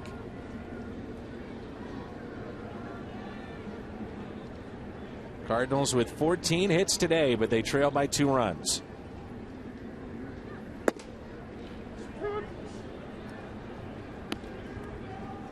One ball, 1 strike. They're giving David Freese, and maybe just still not comfortable with his ankles, to just go take it. You take a force play away and might turn a ground ball up the middle and extend this game. Descalso off the end of the bat, shallow right, Worth a sliding catch to end the ball game. That's it. The Washington Nationals take game 1 of the doubleheader. Worth makes the final play, and the final is 8-6. Post-game show is coming up.